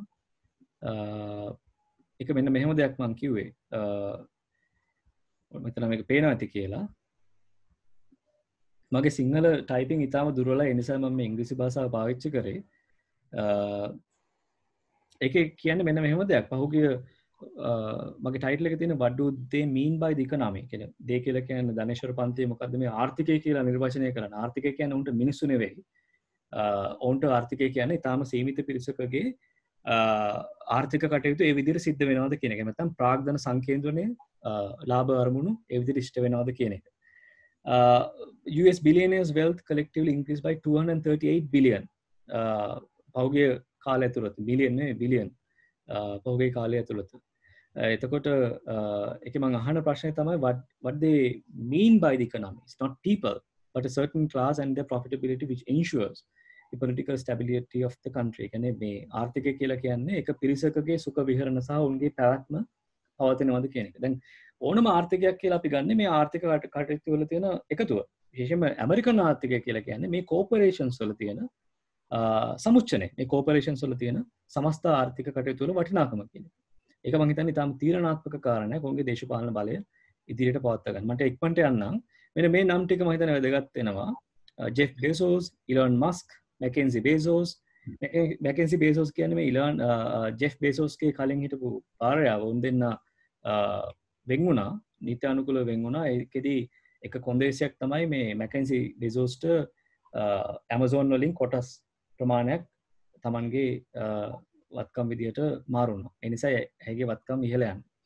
Eric Yuan, Steven Ballmer, John Albert Sobrato, Joshua Harris and Rocco Commisso මෙන්න මේ අයගේ ආදායම ඉතාම වේගෙන් වැඩි වුණා. එතකොට මම අහන ප්‍රශ්නය තමයි මේක අපිට සාකච්ඡා කරන්න පුළුවන් තියෙන වෙලාව ඇතුළේ what is profitable in the 21st century and how alienating a person becomes. මේ අතාරිය ඇතුළේ කොච්චර අපි කෙනෙක්ගෙන් පරායත්ත වෙනවද කියන එක මේ වගේ පිරිසක් ආදායම් මේ විදිහට නිර්මාණය කරද්දී. තව එක වැදගත් කාරණයක් කියලා මම මේක ඉවර කරන්න මේ කොටස. පහුගිය අවුරුදු 30-40 ඇතුළත එහෙනම් 1980 සහ 2018 ඇතුළතදී සමවෙන් බිලියනර්ස්ලාගේ ආදායම වැඩි වුණා 1990 ඉඳන් මේ වෙනකන් 1130 ගුණයක්. බිලියනර්ස්ලාගේ ආදායම 1990 ඉඳන් මේ වෙනකන් 1130 ගුණයකින් වැඩි වුණා. ඒ අතර අපි පැහැදිලිව දැක්කා යම් සමහර මිනිස්සු ඉන්නවා මාසෙකට ඩොලර් 18ක් වගේ ප්‍රමාණයක් ඉතුරු කරන්න පුළුවන් වෙන මිනිස්සු. එරික් හොබ්ස්බෝන් කියලා හිටියා ඉතිහාසඥයෙක්, මාක්ස්වාද ඉතිහාසඥයෙක්, ඉංග්‍රීසි මාක්ස්වාද ඉතිහාසඥයෙක්. ඔහු කියපු මූලික දෙයක් තමයි one of the worst things about politics of the past 30 years is that the rich have forgotten to be afraid of the poor. ඔහුගේ අවුරුදු 30 ඇතුළතදී මේ ධනපතීන්ට අමතක වුණ මූලික දේශපාලන ප්‍රශ්නයක් තමයි ධනපතීන්ට අමතක වුණා දුප්පත් මිනිස්සුන්ට බය වෙන එක. ඔහුගේ අවුරුදු 30 ඇතුළත මේ දත්ත අපිට පෙන්නනවා මේ යථාර්ථය තවදුරටත් ඉදිරියට යන්න නියමිතයි කියන එක. මෙතන එක ප්‍රශ්නයක් අහලා තියෙනවා මෙතන චේතනී එයා අහන ප්‍රශ්නය තමයි මේ chat එකේ අහලා තියෙන්නේ. එයා අහලා තියෙනවා මේ the new you once say the new normal is going to be not normal at all. Will you elaborate that in this discussion please? මම උත්සාහ කරේ the new normal කියන එකෙන් සරලව කියනවා නම් මේ new normal කියනට වඩා normal කියන අදහස. අපිට පැවතිච්ච සාමාන්‍ය තත්ත්වය කියන එක අපි දන්නවා අතිශය විනාශකාරී එකක්. කොහොමද අපි පරිසරයට සැලකුවේ, කොහොමද අපි මිනිසුන්ට සැලකුවේ, කොහොමද අපි ආර්ථිකයේ වත්කම් ටික බෙදාගත්තේ, කොහොමද බෙදා හැරීම් සිද්ධ වුණේ, කොච්චර දුරට මේ ආර්ථිකය හුවමාරු වටිනාකම් මත තීරණය වෙච්ච එකක්ද, එහෙම නැත්නම් ඒක කොච්චර දුරට අවශ්‍යතාව මත නිර්මාණය වෙච්ච නැති එකක්ද කියන එක තමයි normal කියන අදහස. අපි මේ normal කියන අදහසට යනවද කියන එකයි මගේ ප්‍රශ්නය. එහෙම නැත්නම් new normal කියන එකක් අපි නිර්මාණය කරගන්නවා කියන එකයි මම විස්තර කරන්න උත්සාහ කරේ. ඒ new normal කියන එක නිර්මාණය කරගන්නවා නම් නව ලිබරල් වාදයෙන් ඇති වෙන්න තියෙන තර්ජනය මොකක්ද කියන එකයි මම හිතන්නේ අපි පැහැදිලිව වටහා ගන්න ඕන. ගෝලීය දකුණේ මිනිස්සු විදිහට මම හිතන්නේ අපිට ඒකන ලොකු අභියෝගයක් තියෙනවා. මොකද ඊටාම වේගයෙන් ලංකාවේ ආර්ථිකය ගැන මට තියෙන අවබෝධය විදිහට නම් ඊටාම වේගයෙන් capital flight නැත්නම් business අපේ රටෙන් යන්න නියමිතයි. සහ අපිට ආදායම් විදිහට තියෙන විශේෂයෙන්ම සංචාරක කර්මාන්තය ඊටාම අවිනිශ්චිත තැනකටපත් වෙන්න ඉදිරියේදී නියමිතයි. මොකද ඒකට හේතුව තමයි මිනිස්සු අර එකිනෙකා ගැටිලා එකිනෙකා හමු වෙලා කරන සම්බන්ධකම් වලට අලුත් අර්ථකථනයක් ඉදිරියේදී හම්බෙන්න නියමිතයි. ඒක මම හිතන්නේ අපිට බොහෝ විට අපේ චර්යාවන් වෙනස් කරගන්න සිද්ධ වෙයි කියන එකයි මගේ අදහස. මෙබයි කල්ප චේතනයේ චේතනී දාන තියෙන ප්‍රශ්න. ඔව්. ඒ ප්‍රශ්නේ ඇත්තට new normal කියන වචනය ලංකාවේ අද කතිකාවේ ඔයාගේ තේරුමෙන් නෙමෙයි ක්‍රියාත්මක. කොහොමද ඒක? මේ පහුගිය තිබිච්ච normal එක චූටි වෙනස්කම් කළා හදාගන්න එකක් හැටියට තමයි new normal එක අද ලංකාවේ දේශපාලන කතිකාව තුළ සාකච්ඡා වෙන්නේ. ඒක ඇවිදලා අර වෙනම දොරක් විවෘත කළ වෙනම තැනකට යෑම නෙමෙයි, මේක කොහොමද ඇඩ්ජස්ට් කරලා කොන්ටින්ජන්සි එකට මුහුණ දෙන්නේ කියන ප්‍රශ්නය තමයි මම හිතන්නේ ඔය චේතනී අහන්න නැත්තේ. ලංකාවේ විශේෂයෙන් ඔය වෛද්‍ය අනිල් ජාසිංහම නිතර පාවිච්චි කරන වචනයක් තමයි new normal. තමයි අපිට normal එක දැන් යන්න කොහොමවත් බෑ කියන එක අඩු ගන්න පිළිගෙන තියෙනවා. නමුත් මේ new normal එක කියන්නේ අර normal එක normal plus වගේ. ඔව්. ඒක පැහැදිලි මම හිතන්නේ ඒක ටිකක් අර මේ මොකද අපි දැන් කොච්චර කතා කරත් මම හිතන්නේ කොච්චර ඔගන විවාද කරත් මම හිතන්නේ අපි ඊටාම ඉක්මනින් මුහුණ දෙන්න නියමිත අර්බුදය වෙන්නේ ආර්ථික අර්බුදය. ඒකට මම හිතන්නේ අපි හැමෝටම පරිතද කරගෙන මුහුණ දෙන්න වෙනවා. අර ඔස්ටරිටි කියන එක ඊටාම වේගෙන් එන්න නියමිතයි ලංකාව වගේ රටකට. ඒකට මම හිතන්නේ නිව් නෝමල් එක වෙන්නේ තවත් මේ පරිතද කරගන්න කියන එක වෙන්න නියමිතයි. ඒ නිසා ඔව් පැහැදිලිව මම නිව් නෝමල් කියලා කිව්වේ සම්පූර්ණ වෙන අදහසක්. ඒක අර මේ විමුක්තිකාමයේ සම්බන්ධ තියෙන මේ වෙන දොරක් ඉවර කරගෙන යන ටිකක් පළල් ටිකක් කාලයක් ගත වෙන මහන්සි වෙන්න ඕන සටන් කරන්න ඕන අදහසක්. ඒක වඩා පළල් එකක්. ඔව් හරි. තව මිනිත්තු 22ක් තියෙනවා. ප්‍රශ්නයක් අහන්න පුළුවන්ද? පුළුවන්. මම බුද්ධික මට මෙන්න මෙහෙම අදහසක් ඔබතුමාගෙන් දැනගන්න ආසයි. දැන් අපි ඔබතුමා නිකමට හරි විශ්වාස කරනවාද එහෙම නැත්නම් පුරෝකථනය කරනවාද අපි මේ ගත කරමින් ඉන්නේ ශිෂ්ටාචාරයේ යම්කිසි වෙනස් වීමක් ප්‍රධාන පෙළේ වෙනස් වීමක් හැරවීමක් වෙන්න කාල වකවානුවක කියලා. මොකද අපි ඉතිහාසය ශිෂ්ටාචාරයේ එහෙම අවස්ථා අපි අහලා තියෙනවා, අපි පොත්පත්වල කියවලා තියෙනවා. අපි ඒ වගේ මේ ගත කරමින් තියෙන්නේ ඒ වගේ කාල වකවානුවක්ද? මම කියන්නේ මේ මාසයක් දෙකක් කියලා අවුරුදු කාල වකවානුවක්ද? එක ආරම්භයක්ද මේ? එහෙම නැත්නම් මේකට වැක්සින් එකක් හොයාගෙන මේ COVID-19 වලින් ඇතිවෙච්ච සිද්ධියත් එක්ක මම කතා කරන්නේ. එහෙම නැත්නම් වැක්සින් එකක් හොයාගෙන ආයි සුපුරුදු ඒ තියෙන ඒ සමාජ තත්ත්වයට ආයි හැරවීම එහෙම යනවාද? මොකක්ද ඔබතුමාට එහෙම සම්බන්ධ මොන හරි ප්‍රෝගතනයක් තියෙනවද? ඔව් මගේ මගේ අවබෝධය හැටියට ඊටාම ඒක මට අර මේ මොකද කියන්නේ ප්‍රොපර්සි එකක් වගේ කියන්න බෑ. කියන්නේ මේ මේක වෙනවාමයි කියන එක සහ එහෙම කියනවට තමයි මගේ තියෙන අවබෝධය හැටියට මට කියන්න පුළුවන්. ඔව් මේ පහුගිය දශකයේ සහ විශේෂයෙන්ම 2020 කියන එක මම වටහා ගන්න නම් ඉතාම තීරණාත්මක හැරවුම් ලක්ෂයක් විදියට. දැන් මෙහෙමයි. දැන් මම හිතන්නේ ඉතිහාසය ඒ විදිහට වෙනස් ඉතිහාසයේ විසින් හැරෙන්නේ නැහැ කියන එකයි මගේ අදහස. මේක හරවන්න ඕන. ඒක හැරවීමේ වගකීම මම හිතනවා මේ මනුෂ්‍ය සංහතියටම වගේම විමුක්තිය විශ්වාස කරන හැම මිනිහෙක්ටම තියෙන වගකීමක් කියන එක. ඒ කියන්නේ මේකට තියෙනවද අපිට ව්‍යාපාරයක් මේක හරවන. අර අමාලි සහෝදරිය ආපු ප්‍රශ්නේ මම හිතන්නේ මේක. මේ විදාරණයන් ඇතුලෙන් කඩාගෙන බිඳගෙන යන මේ විදාරණයන් පළල් කරන්න, මේ විදාරණයන් සමාජයේ මිනිසුන්ට තේරෙන තැනකටපත් කරන්න.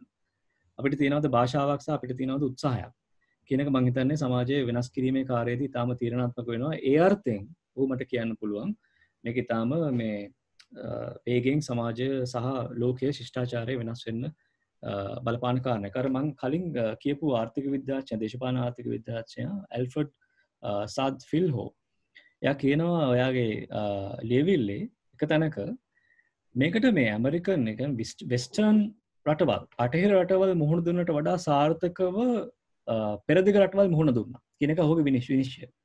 ඒකෙන් ඔහු කියන්නේ මෙන්න මෙහෙම දෙයක්. අර පෙරදිග තිබ්බ සංස්කෘතික සහ පෙරදිග තිබ්බ තාක්ෂණික ආධිපත්‍ය අපරදිග තිබ්බ සංස්කෘතික සහ දේශපාලන ආධිපත්‍ය යම් විදියක මේකෙන් සිම්බලයිස් වෙනවා, සිග්නිෆයි වෙනවා. පෙරදිගට මාරුණා කියන එක. ඒ අර්ථයෙන් අපිට හිතන්න පුළුවන් ඔව් මේකේ යම් විදිහක අලුත් රටාවක් අපිට දකින්න පුළුවන් වෙයි කියන එක. හැබැයි මේක මොන තැනටද යන්නේ කියන එක. ඒ කියන්නේ අපි බැලුවොත් එහෙම මේ දත්ත අරගෙන මේ පහුගිය දවස්වල අන්තර්ජාතික කම්කරු සංගමේ කම්කරු සංවිධානය නිකුත් කළ තිබ්බ ඔවුන්ගේ දත්ත. ඒ දත්තවල තියෙනවා මෙන්න මෙහෙම දෙයක්. පහුගිය ඒ කියන්නේ එන්න තියෙන අවුරුදු කිහිපය ඇතුළත රැකියා මිලියන් ගාණක් නැති වෙන්න නියමිතයි. ඒක තමයි ඔවුන්ගේ පුරෝකථනය. ඒක මම මෙහෙම කියන්නේ. සහ විශේෂයෙන්ම කප්පාදු කරන්න නියමිතයි. මට මේ දත්ත දෙන්න පුළුවන්, ඒවා ඊමේල් කරන්න පුළුවන්. කප්පාදු කරන්න නියමිතයි කම්කරුවන්ගේ වැඩ පැය ගණන.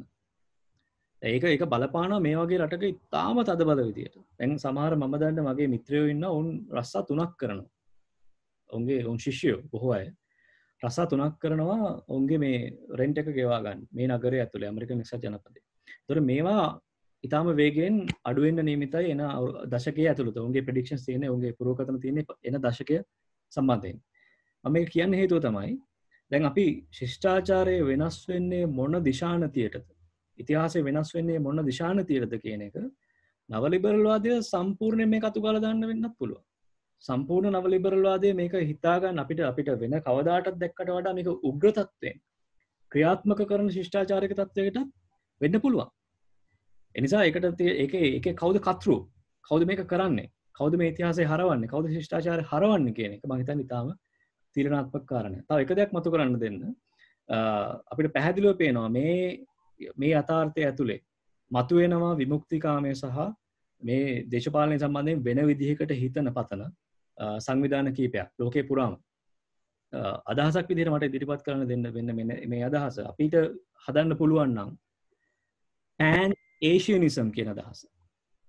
pan asianism කියන අදහස අපිට පුළුවන් නම් ගොඩනගන්න. කියන්නේ ආසියානු වාදයක් අපිට අලුතෙන් නිර්මාණය කරන්න පුළුවන් නම් මම හිතන්නේ අපිට පුළුවන් ශිෂ්ටාචාරය යම් විදිහක වෙන ප්‍රතිවාදනයකට ලක් කරන්න සහ වෙන විදිහකට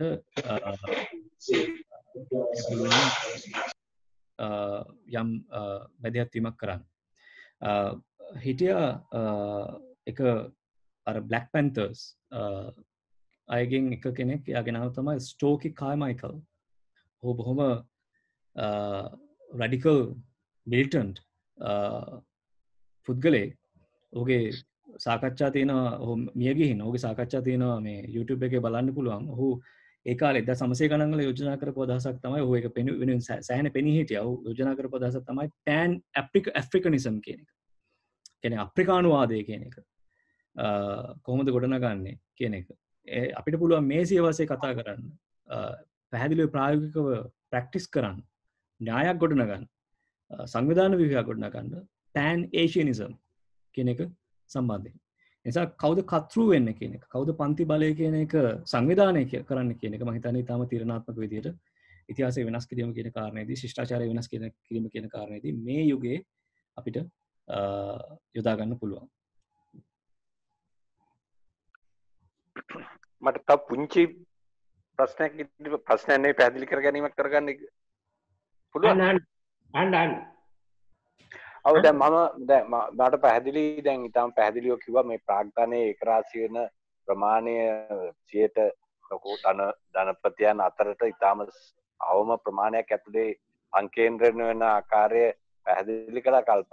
නමුත් මේ සමාජයේ සාකච්ඡාවක් තියෙනවා නේද මේ සිස්ටම් මේ නව ලිබරල් වාදය ඇතුළේම නැත්නම් මේ සිස්ටම් එක ඇතුළටම මේක බරපතල විදියට මේ වෙලා තියෙන මේ ආර්ථික ප්‍රජාතන්ත්‍රවාදයේ මේ සිස්ටම් එකට ඇතුල් කරලා නැති නිසා.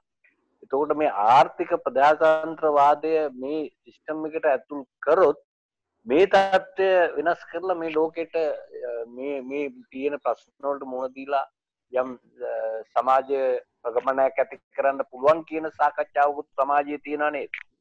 ඔව් මම හිතන්නේ ඒක තියෙන එක ලංකාවේ සාකච්ඡා වෙන එක මූලික දෙයක්. මට ටිකක් හිතුවක්කාරී විදිහට මෙහෙම කියන්න දෙන්න. මම විශ්වාස කරන්නේ ලංකාවට මෙතනින් එහාට ධනේශ්වර අනාගතයක් තියෙනවා කියලා. සහ ලෝකෙටත් ඒ අර්ථයෙන්ම ධනේශ්වර අනාගතයක් නැහැ.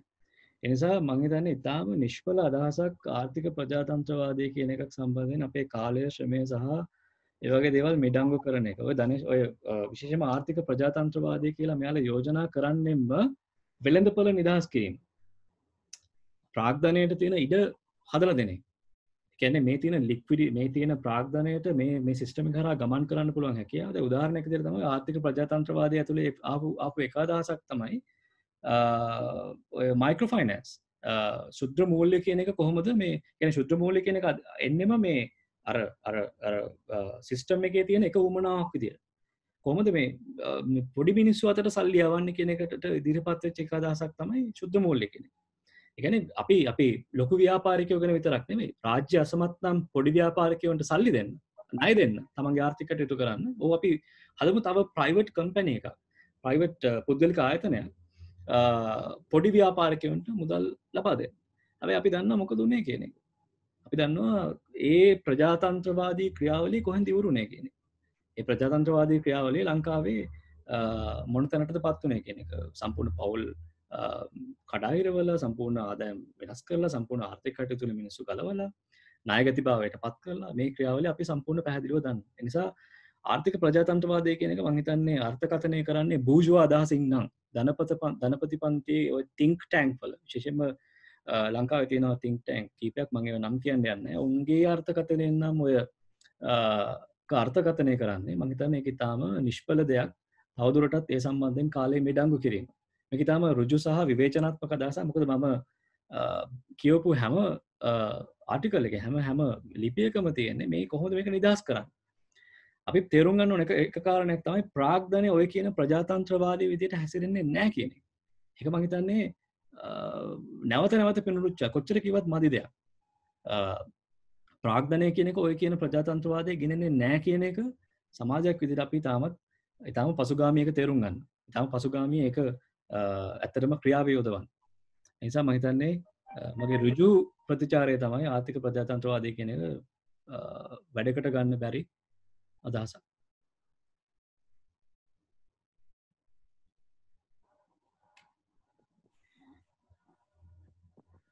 පොඩි අදහසක් දක්වන්න මේ දැන් මේ ඇවිල්ලා තියෙන්නේ මේ වර්කින් ක්ලාස් එක එළියට වැටෙන කාල පරිච්ඡේදයක් නේ.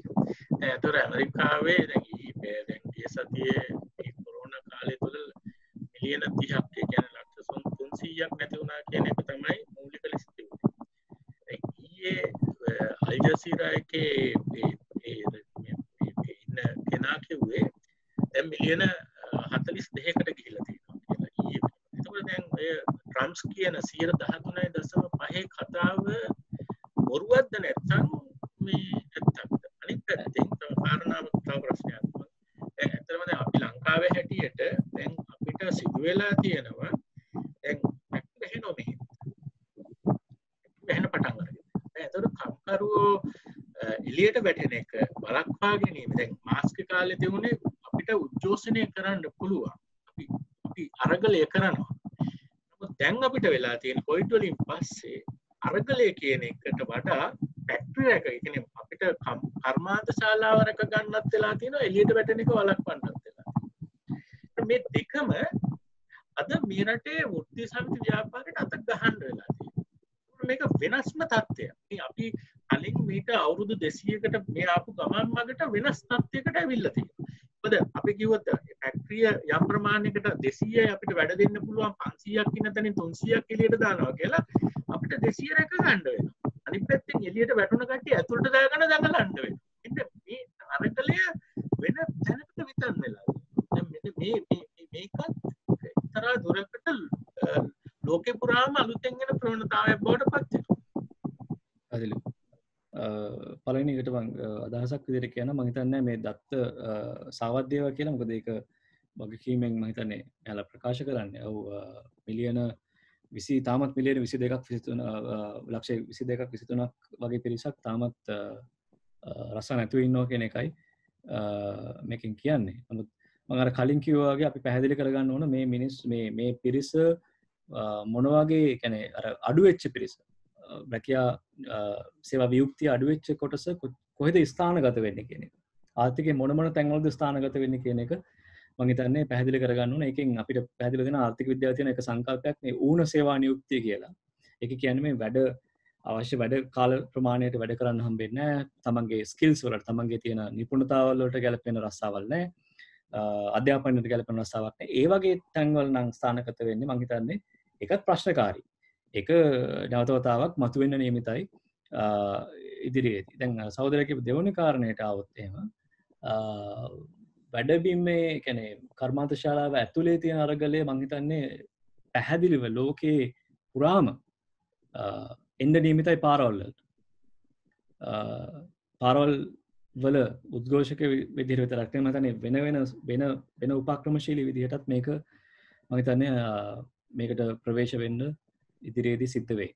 ඒක පැහැදිලිව පේනවා විශේෂයෙන්ම ලතින් ඇමරිකාවේ සහ ඇමරිකාවේ ඇති වෙලා තියෙන වාතාවරණයත් එක්ක මිනිස්සු අර තමන්ගේ තියෙන සාම්ප්‍රදායික උද්ඝෝෂණ සාම්ප්‍රදායික සටන් ක්‍රම වෙනුවට විකල්ප සටන් ක්‍රම වලට ගමන් කරමින් ඉන්නවා. ඒක ඊටාම සාධනීය සහ අපිට අලුත් තත්ත්වයන් දකින්න පුළුවන් ඉදිරියේදී තත්ත්වයකයි කියලා මම විශ්වාස කරනවා. අමිතු 10ක්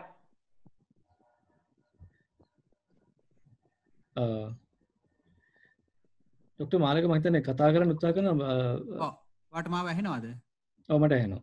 ඔව් දැන් මේ මිස්ටර් වේ ජයනිත්‍ය අහපු ප්‍රශ්නෙත් එක්ක මම අහන්නේ මේ ප්‍රශ්නය ඇත්තටම මේ සෞඛ්‍ය ප්‍රශ්නයත් එක්ක ගොඩනැගිලා තියෙන නැවතත් ලෝකය අර ධනවාදයට යටවීමක් නැත්නම් ඒකේ ග්‍රහණයට හසු වීමකුත් මෙතන සිද්ධ වෙනවා වගේ අදහසක් මතුවෙනව නේද?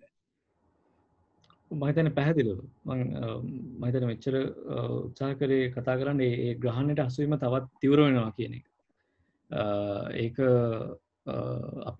අපි අහන්න ඕන ප්‍රශ්නේ තමයි මම හිතන්නේ 22 වෙනි සියවසට අපි ධනවාදය අරන් යනවා කියන එක. මේ ග්‍රහණය දැරි වෙන්න මම හිතන්නේ අපිට ඊටාම පැහැදිලි මේ වෙද්දී කොච්චර දුරට අමනුස්ස අර මේ අර ග්‍රාම්ෂි එක තැනක කියනවා මේ පරණ ලෝකේ මැරෙලා අලුත් ලෝකේ ඉපදිලා නැහැ තාම කියලා. මේ යා කියන එක දෙයක් තමයි ඒක ඇතුලේ මේ දැන් අමනුෂ්‍යෝ අර මේ මොබිඩ් වගේ කියන්නේ මනුස්සත් නොවන අමනුස්සත් නොවන විකාර රූපී දේවල් තමයි අපිට මතුවලා තියෙන්නේ. සමාජයක් විදියට පරිසරය අතින් ගත්තත් මිනිස්සු විදියට ගත්තත් මිනිසුන්ගේ ක්‍රියාකලාපයන් විදියට ගත්තත් සමාජ ප්‍රතිවිපාක ගත්තත් අපිට අර මොබිඩ් ෆිනොමිනා තමයි දකින්න පුළුවන්. එනිසා අපි 22 වෙනි සියවසට මේ ධනවාදය අරගෙන යනවාද කියන එක මම හිතන්නේ තීරණාත්මකව මේ සියවසේ විසඳාගත යුතු ප්‍රශ්නයක්. එහෙනම් අපිට 22 වෙනි සියවසක් ඉතුරු නොවෙන්න පුළුවන් ශිෂ්ටාචාරයට මේක අපි මේ විදිහට අරගෙන ගියොත් මේ ග්‍රහණය තවදුරටත් ඉදිරියට අරන් ගියොත්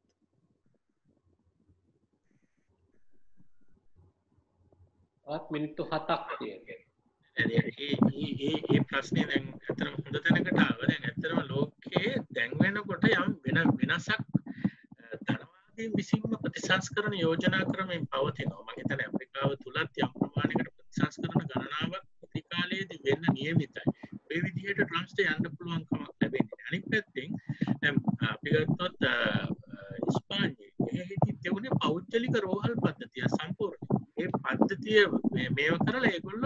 පාර්ලිමේන්තුවේ මේ ළඟදී සම්මත කරගත්තා නිදහස් සෞඛ්‍යයට යන්න ඕනේ කියලා. පබ්ලික් සෙක්ටර් එකට යන්න ඕනේ කියලා. එතකොට ඒ අන්තන් ඒ වගේ රටවල් තුනක් යුරෝපයේ ගියා. එතකොට අපිට පේන්න තියෙන දේ තමයි පැහැදිලි ලෙස ධනවාදය ප්‍රතිසංස්කරණය කරමින් ඉදිරියට යන්න උත්සාහයක් දරනවා කියලා ඒගොල්ලන්ගේ මේ තියෙන ව්‍යුහය රැකගන්න. එක පැත්තක. හැබැයි ඒගොල්ලන්ට ඒකට බැරි එක හේතුව තමයි හැම රටක්ම අද ණය වෙලා තියෙන ප්‍රමාණය ඉතා විශාලයි. ඒ කියන්නේ ණයෙන් ණය ගෙවන තත්යකට ලෝකෙපත් වුණාම හැම රටක්ම මම හිතන්නේ මේ කියන ව්‍යුහයට යන්න පුළුවන්ද කියන ප්‍රශ්නය අද බරපතල ලෙස තියෙනවා. අපිට යම් ප්‍රමාණයකට ශක්තිමත් වුණේ නිදහස් සෞඛ්‍ය ලංකාව ඇතුලේ තියුණ නිසා. හැබැයි නිදහස් සෞඛ්‍ය තියුණු රටවල් යම් ප්‍රමාණයකට මේක කන්ට්‍රෝල් කරගන්න. නමුත් අනිත් රටවල් වලට කන්ට්‍රෝල් කරගන්න තියා හිතන්නවත් ඒකට මෙහෙම අර ඍජු උත්තරයක් දෙනවා නම් මම විශ්වාස කරන්නේ නැහැ ප්‍රතිසංස්කරණවාදය කියන එක මම විශ්වාස කරන්නේ නැති කාරණයක්. මම හිතන්නේ අර අමාලි සහෝදරිය කියපු එකට මේක සම්බන්ධ කරොත් එහෙම මේ අය හදන්නේ මේ පැල්ම මෙහෙම වහන්න. මෙහෙම එකක් තිබ්බේ නැහැ මේ කවර් අප් එකක් එන්නේ. ඒ නිසා ඒක පරිස්සමෙන් තේරුම් ගන්න ඕන දෙයක්. අර මම එක කිව්වේ කේන්සියානුවාදයද මේ කියලා. මේ කේන්සියානුවාදය නෙවෙයි මේ මම යෝජනා කරන්නේ ස්ටේට් කැපිටලිසම්. රාජ්‍ය ධනවාදය. ඒතර රාජ්‍ය ධනවාදය කොච්චර දුරට පුද්ගලික අංශයට අරමුදල් ගලා යන්න සලස්වනවද කියන එක මම හිතන්නේ ටිකක් අර එහෙම නැත්නම් පුද්ගලික අංශයට සල්ලි දෙනවද එහෙම නැත්නම් රජය විසින්ම තමන්ගේ ආයෝජන කටයුතු කරනවද කියන එක මම දැන් ටිකක් පරිස්සමෙන් බලන්න ඕන කාරණයක්. ඒක එහෙම බැලුව බැලමටම සමාජලාට පේන්න නැති වෙන්න පුළුවන් විශේෂයෙන්ම මේ පහුගිය උදාහරණ දිහා බලද්දී ලංකාව විශේෂයෙන්ම ලංකාවේ සෞඛ්‍ය සහ අධ්‍යාපනය භාණ්ඩකරණය කරන්න තියෙන මේ උනන්දුව කියන එක දිහා බැලුවොත් අපිට පරිස්සමෙන් පේනවා කොච්චර දුරට රජය සූක්ෂමයිද මේ ගැන. මේ ඉදිරිපත් කරන ප්‍රතිපත්ති මාලාවන් චක්‍රලේඛන ඊට පස්සේ විශ්වවිද්‍යාලය අපි උගන්වන්න ඕන පාඨමාලාවන් මේවා දිහා බලපුවම අපිට පේනවා කොච්චර දුරට මේක මේ භාණ්ඩයක් බවට පත් කරන්න මෙයාලා පරිස්සම් සහගතද ඒකට කොච්චර යහුසුලුවක් මෙයාලට තියෙනවද කියන එක. දැන් මම හිතන්නේ ඔය ප්‍රතිසංස්කරණවාදය කියන එක ගැන මම පුද්ගලිකව එකඟත්වයක් නැහැ. ඒක මම හිතන්නේ නැවතත් අපි සම්බන්ධ වෙන්න අර මම කලින් කියපු අර මේ පැලුම් වහන එක කියන එකට. අපිට සාකච්ඡා කරන්න පුළුවන් ගැන ඔයා යෝජනා කරන්න විප්ලවයක්ද? ඊටාම ඍජුව කිව්වොත් ඔව්. මම විශ්වාස කරන්නේ විප්ලවයකට කලින් අපිට සංවිධානය වෙන්න ඕනේ. විප්ලවයකට කලින් තියෙනවා කරන්න බොහෝ දේ. විප්ලවය කියන්නේ ඊටාම ඈත තියෙන අදහසක්. මේ අපි ගත කරන යුගයේ විප්ලවකාරී යුගයක් නෙවෙයි. අපි ගත කරන යුගයේ සංවිධානය විය යුතු කාලයක්. අපි ගත කරන්නේ නැවත මේ යුගයේ අර්ථකථනය අර එක පොතක් තියෙනවා ඒකේ තිබ්බේ මේ ඒ පොතේ ටයිටල් එක තමයි interpretation in order to change the world. ඒ කියන්නේ මේ අපි මේක අර්ථකථනය කරගමු මේ ලෝකය වෙනස් කරන්න කලින්. අපි ගත කරන්නේ මේ වගේ කාලයක. අපිට තියෙනවද මේ ක්‍රමය අර්ථකථනය කරගන්න භාෂාවක්? අපි විශ්වවිද්‍යාලේ කතා කරනවාද මේ ක්‍රමය පිළිබඳව විනිවිද දකින්න පුළුවන් මේ ක්‍රමය අවිශ්වාස කරන මේ ක්‍රමය සැකයෙන් බලන මේ ක්‍රමය දිහා බලන භාෂාවක්. අපිට ඒකන තියෙනවද ලැන්ග්වේජ් එක? එහෙම එකක් නෑ මං හිතන්නේ. විශ්වවිද්‍යාලයේ ශිෂ්‍යයෙක්ට ශිෂ්‍යාවකට කතා කරලා බලන්න විප්ලවයක් කරන්න පුළුවන්ද එයාලගේ තියෙන භාෂාවත් ඒ කියන්නේ භාෂාව කියලා කියන්නේ එයාලා විශ්වාස කරන දේ. එකකින් එළියට එනවා. මං උදාහරණයක් කියන්නම්. දැන් බොහෝ විශ්වවිද්‍යාල ශිෂ්‍ය ශිෂ්‍යාවන් මම දකිනවා අරගල කරනවා නව ලිබරල් වාදයට විරුද්ධව. හැබැයි කී දෙනෙක් මම මේක උත්සාහ කරලා දෙනවා මගේ පන්ති මම උගන්වන දේශනවල මේක කරන්න. කී දෙනෙක් අපි ආර්ථික විද්‍යාවේ උගන්වන නව ලිබරල් වාදී සංකල්ප ප්‍රශ්න කරනවාද පන්ති ඇතුලේ? ඒක නෝන්ට භාෂාවක් තියෙනවා. මම එතනින් පටන් ගන්නවා.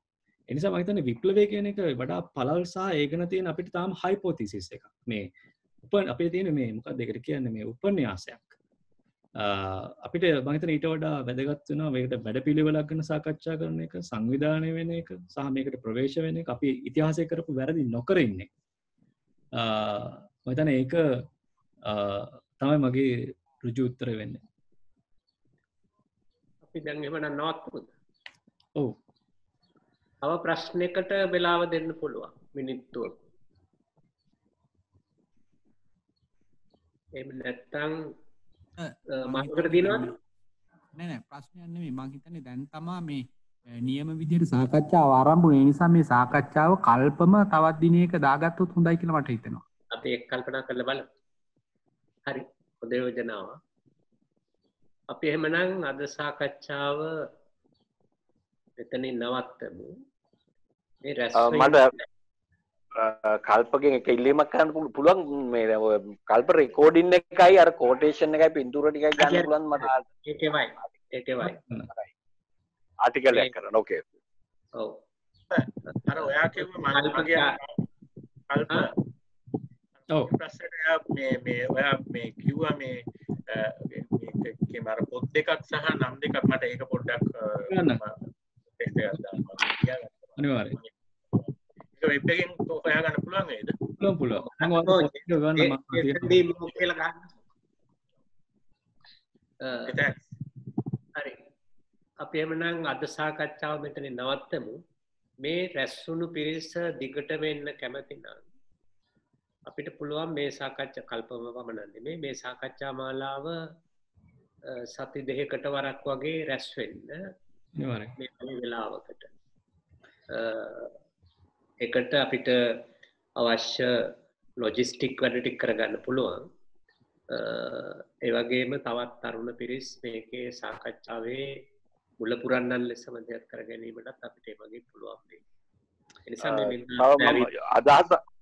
අදහසක් හැටියට කියන්නේ මම කියන්නේ මේක දැන් අපිට තව එකතු කරගන්න සහ මේ අතර කල්ප විශිෂ්ට විදිහට මේ කරුණු ගෝලියෝ අපි ලෝකේ මුණ දෙන තත්ත්වය ඉතා සරලව මේ පැය ඇතුලේ ඉතාම සංයුක්තව කියලා දුන්නා. මම හිතන්නේ මේක ඉතාම විශිෂ්ටයි. ඒ නිසා මම හිතන්නේ මේක තව පුළුල් කර යුතුයි. මේ සාකච්ඡාව මේ විදිහට මම හිතන්නේ නෑ කිසිම විදිහකට මේ සාකච්ඡාව ලංකා සමාජයේ මට දකින්න හම්බුනේම නෑ. ඒ නිසා හරිම වැදගත්. ඒ නිසා මේක පුළුල් කරන ආකාරයක් ගැන ඊළඟට අර කරපු යෝජනාව දෙවෙනි එක. ඒ කියන්නේ මේක තව දුරටත් ක්ලියර් කරගන්න, පැහැදිලි කරගන්න දෙවෙනි එකත් මේ කල්ප හරාම කරගත්තොත් පුළුවන් නම් වටිනවා. හොඳයි අද 6 වෙනිදා සති දෙකක් කියන්නේ 20 වෙනිදා. 20. ඔව් අපිට සති දෙකකට වරක් රැස් වෙන්න අමාරු නම් මාසයකට වරක් රැස් වෙන්න වගේ දා ගන්නත් පුළුවන්. නමුත් මම කැමතියි ටිකක් ඉක්මනට රැස් වෙලා ටිකක් ඉක්මනට සාකච්ඡා කරලා ඉක්මනට අර සංවිධාන වීමේ අවධිය කෙටි කර ගන්න පුළුවන්. පැහැදිලි.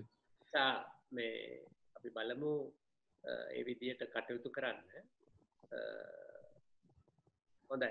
අපි දැනට දල වශයෙන් හිතමු 20 වෙනිදා හවස 6 සිට 8 දක්වා රැස් වෙන්න. අනිවාර්යයෙන්. ඒ වෙලාව කාටත් පහසුද? මෙතන ඉන්න අයට? වෙලාව අල්පට ඒ වෙලාවේ ප්‍රශ්නයක් තියෙනවා. නෑ මට ගැටලුවක් නෑ මට තියෙන එක ගැටලුවක් තමයි මට මේ වගේ වැඩවලට මේ ආපුවම මේ නිින්දහන් නැති ප්‍රශ්නයක් තියෙනවා. දැන් ඒ කියන්නේ දැන් මම මේ දැන් මට උදේ 10 දැන් 8ට තමයි මම පටන් ගත්තේ.